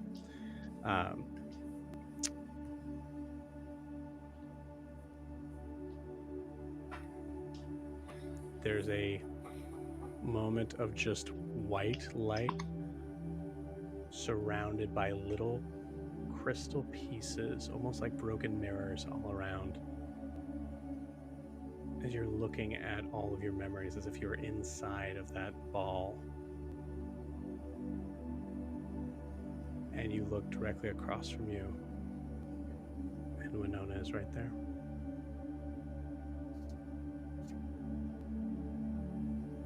What is it? Rolled a 4. Oh, I thought it said 1. It's a 4. Yeah, it does look like a 1. It's a 4. So Not a 3. there's a second where you see Winona in front of you. Are you real?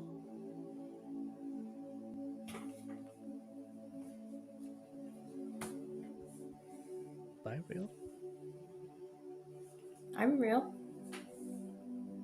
Goes and full on just grabs you and hugs you and pulls you in. And as you're being pulled in, you see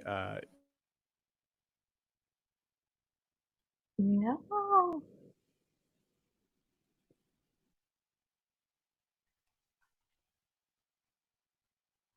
We see. Frozen. Yeah. So how's everyone doing?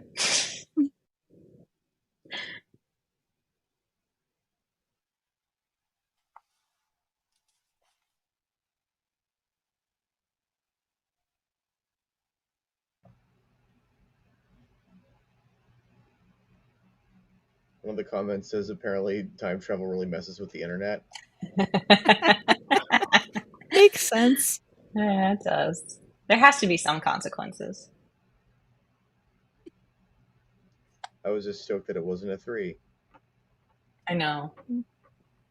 That would have been so sad. Oh my gosh. And of course Joe played it up. Of course he did. Mm-hmm.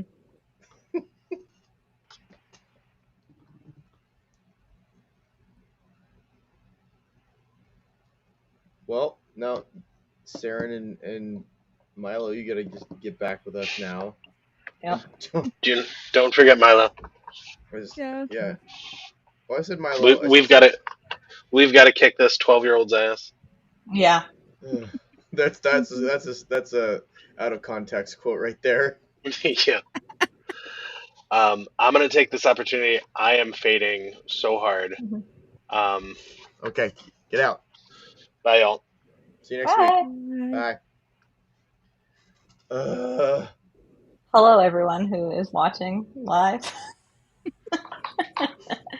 So you know, we've got the Shadowfell that we need to go to, Erisgar, which is where the Mortimer Ludus is, and also probably the Grove to get Saren and Milo if they make it back there.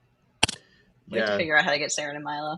And hopefully Milo doesn't drag Esep with him in some way, shape, or form. Milo is the type that would be like, you know what? I'll adopt you and I'll make everything better. You're like, no, I can change him. Really, I can fix him. So, and then he's gonna murder all of us in our sleep. Yep. We'll just be like, don't give him any fabric because he'll make a puppet out of it and then he'll kill us. Yeah. I am not looking forward to that, but I am looking forward to checking out the Shadowfell because I'm excited to fight shadow monsters. Yeah. I'm guessing the necrotic image doesn't work very well. Just a wild guess. But, well, probably not. I wonder if there's a lot of undead there because that'll be awesome for a cleric. Yeah, well, me too. Yeah. Oh, man. Yeah, Kayla, Saren's total badass. That was awesome. That was really good. That could have went really bad. But it didn't. It didn't. Yeah. Now I have to figure out how to get Gerard out of a magic cage created by somebody I just killed. Yeah. Listen. There's no keyhole, right? You can't pick the lock. Okay. I didn't even think of that, but I could have picked up one of the soul trinkets from the lizard guy. I don't know, maybe Joe will help me roll on it or something. And I can crush it and ask one question. Ooh. So that could be my only hope there of figuring it out. Grab its dead body and then Eldryn will speak with dead. There you go. That too. You just come back to Enoria and you're like, Eldryn, I have this body for you. Help me. Another one? Yeah, I was gonna try to keep one alive, but I didn't know which one would know. Yeah. And it was too badass to just, one shot kill 2 of them at the same time. That was pretty awesome. Guys, can we just say poor Noros, and one of these days he's gonna have his awakening where he's like, I deserve to be treated better. he's gonna pull a me and I can't wait for it. I'm excited too. I don't think he would leave Eldryn. I think he would just be like, you need to be nicer. You need to step it up. Yeah. You need to step it up. So how long do we give Joe and Miranda? I mean, we could give it the professor treatment where if they're not in class by 10 or 15 minutes, we leave. Yeah. I'm going to say 5 because I'm tired. Okay.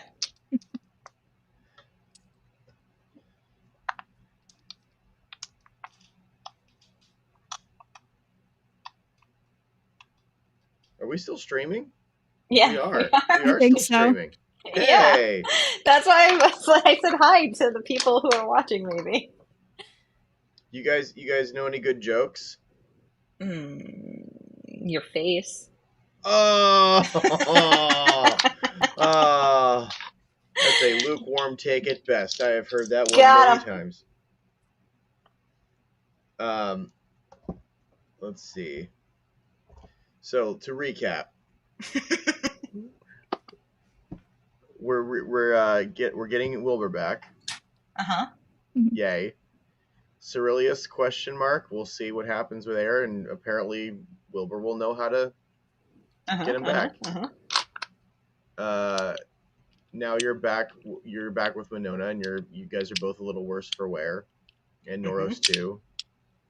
Yeah, we got. I can't wait to explain to Gwar what happened. To almost murder them. So yeah. I figured out Shadowfell stuff, or at least more information. Might be good to figure out a way to guide, like if there's a way to I can guide myself through it or something, so I'm not exploring the entire plane. If there's a way that we can pinpoint her location or something. I'll look through my spells. I think I have locate person or something like that. I don't know if that's a thing, sweet. Actually. That might just be creature, and she's not a creature. And we won't be doing this until the next day, so we have time to prepare spells. Can you guys hear me? Yes. Yeah. Unfreaking believable. Apologies for everyone who's watching this right now. I cannot even see your comments or Ooh, Miranda opened it in full old person mode. She's like, hello. Well, you gotta take your thumb over the camera, babe. Yeah. My eyesight's not as good as it used to be, okay? You know what? The more I hear Joe talk, I think Joe talks, or Norris talks to Eldryn as Joe talks to Miranda. All right, so let's finish this ding dong scene. Unbelievable. Glittering mirror fragments. You're here. Are you real? Yes, I'm real. Yep. I'll do it. Okay. Cool. So, in this scene, Wilbur, as you and your mother fully embrace, you look up and you see all of the memories kind of glimmering back and forth, shifting around. And the last one that you see is the day you arrived in Brunte and seeing everyone in that crowd as it is now connected to your memory. And you end that scene with looking, imagine most likely Eldryn probably put you in the ground at one point, looking up at Eldryn's face.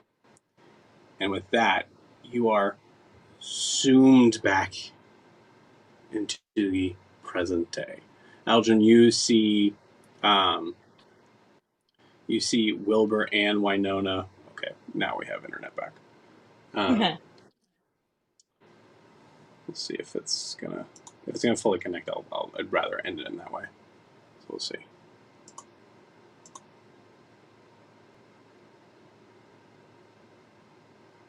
Yep, sorry. Thank you for your patience. I'll be right back. I'm gonna jump in here.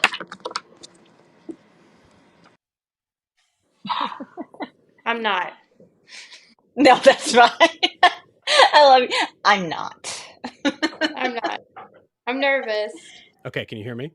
Yes. Yes. Awesome. Okay, cool. Can we hear the music? I know it's probably at this point it's a wash, but can you guys hear that? No. Mm-hmm. Oh, it's still trying to sync back.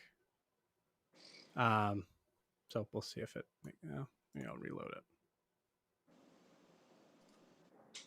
Sorry, gang. Wow, what a mess.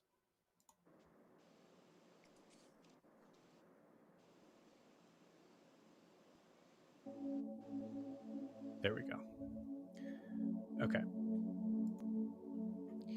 So, Wilbur, you appear. Eldryn, you see Wilbur appear hugging Winona. You see Winona like in the form that you took. You saw kind of that like blinding white light. You can see Winona hugging something, and you see as it pulls back in, you see Wilbur is there. I'll give it to Eldryn first. Eldryn, what would you like to do? I stand up and I help Norris up. And as much as Eldryn wants to run to Wilbur and hug him, she is going to let Wilbur and Winona have their moment. Okay. Wilbur, you let go for a minute with your mother's embrace, or you can. What does Wilbur do here? I think that he would just like step back, but with his paws on her shoulders, still just look at her and say, I wasn't sure if I'd ever see you again.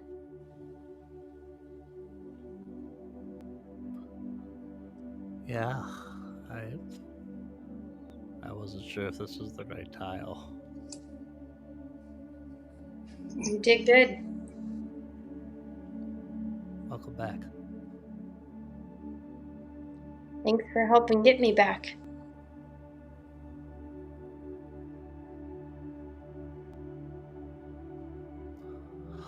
Okay, we got him. That just like lifts your paw up, and Eldryn, you feel welcome to kind of jump in. Okay. I come over to Wilbur, and I kneel down, and I say, there was a moment that I thought you were dead.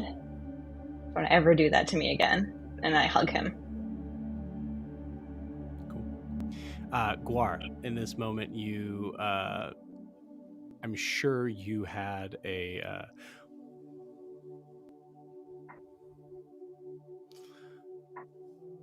Gwar, tell me what happened to bring you into this room, we'll say. I'll give it to you. Maybe I got impatient with Eldryn being gone for 5 minutes and back. It's been a whole day. Remember, there was a whole evening. Right. I'm saying it's like she said 5 minutes. That's right. So like, I would say I'd probably go to Zaris's. It's in Zaris's office, right? So like, I would go. No, it's at the temple, so it's outside of the castle. So I would probably have gone to ask Zaris like, where is Eldryn, and then he probably would have directed me to the temple. I don't know. Yeah, temple. So then all right, I'm going to the temple. So then I would say, so it's all in the spirit of looking for Eldryn and figuring out how I can find her. Cool. So you enter the room probably ready to like say to Eldryn like, where were you or whatever. Yeah. So we'll say you can take it from there. Well, there you are. You said you were going to be fat. Wilbur! And I sprint over. Yeah. You made this man look like you just punched him in the face. No, I'm sprinting. Wilbur!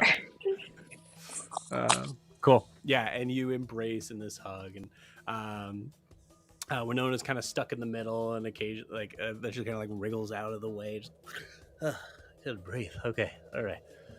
Look, Norris, you okay there? It just goes to like help out Norris, who's fully like still on the ground, just positioning himself. And, yeah, while Gwar's hugging us, I say, Gwar, this moment is so beautiful, but Norris and I are really, really badly poisoned. Can you please help? Oh, you're muted. Of course I can. I did. Sorry, I got excited as I saw Wilbur. All right, let's go. I just start yelling for clerics. Okay. And in the meantime, who's more hurt? Probably Norris. We'll deal with that later. This is the emotional moment. So we'll say we're going to kind of zoom out from that as you're trying to help each other in this moment. Another member of the Mongoose Crew returned and together, knowing that you have 2 more that you are needing to collect. Mm-hmm. And as we kind of zoom out from this, there's a feeling that we're ending the session. But we see a moment of like light shifting back and forth over and over and over and over and over and over again, to the point that we come back to the same temple 150 years ago. And we zoom back into Zaris, who's...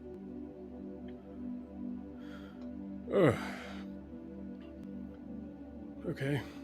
All right. What was I doing?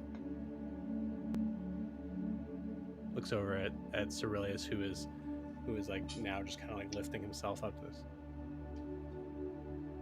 Who are you?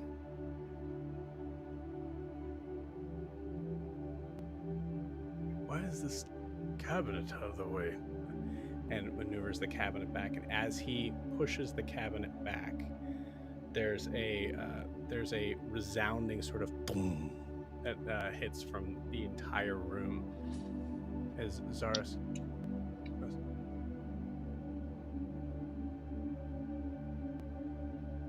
stamps his foot on the floor. Boom. Walks over to behind the desk. Maneuvers his hand, and you see the floor below disappear to steps. Huh. Do you know what this is? So it's CIrillius, who is just still kind of just coming to. Interesting. Hello? You hear a walk. And it fades to black. And with that, we will end tonight's session. Bye, guys.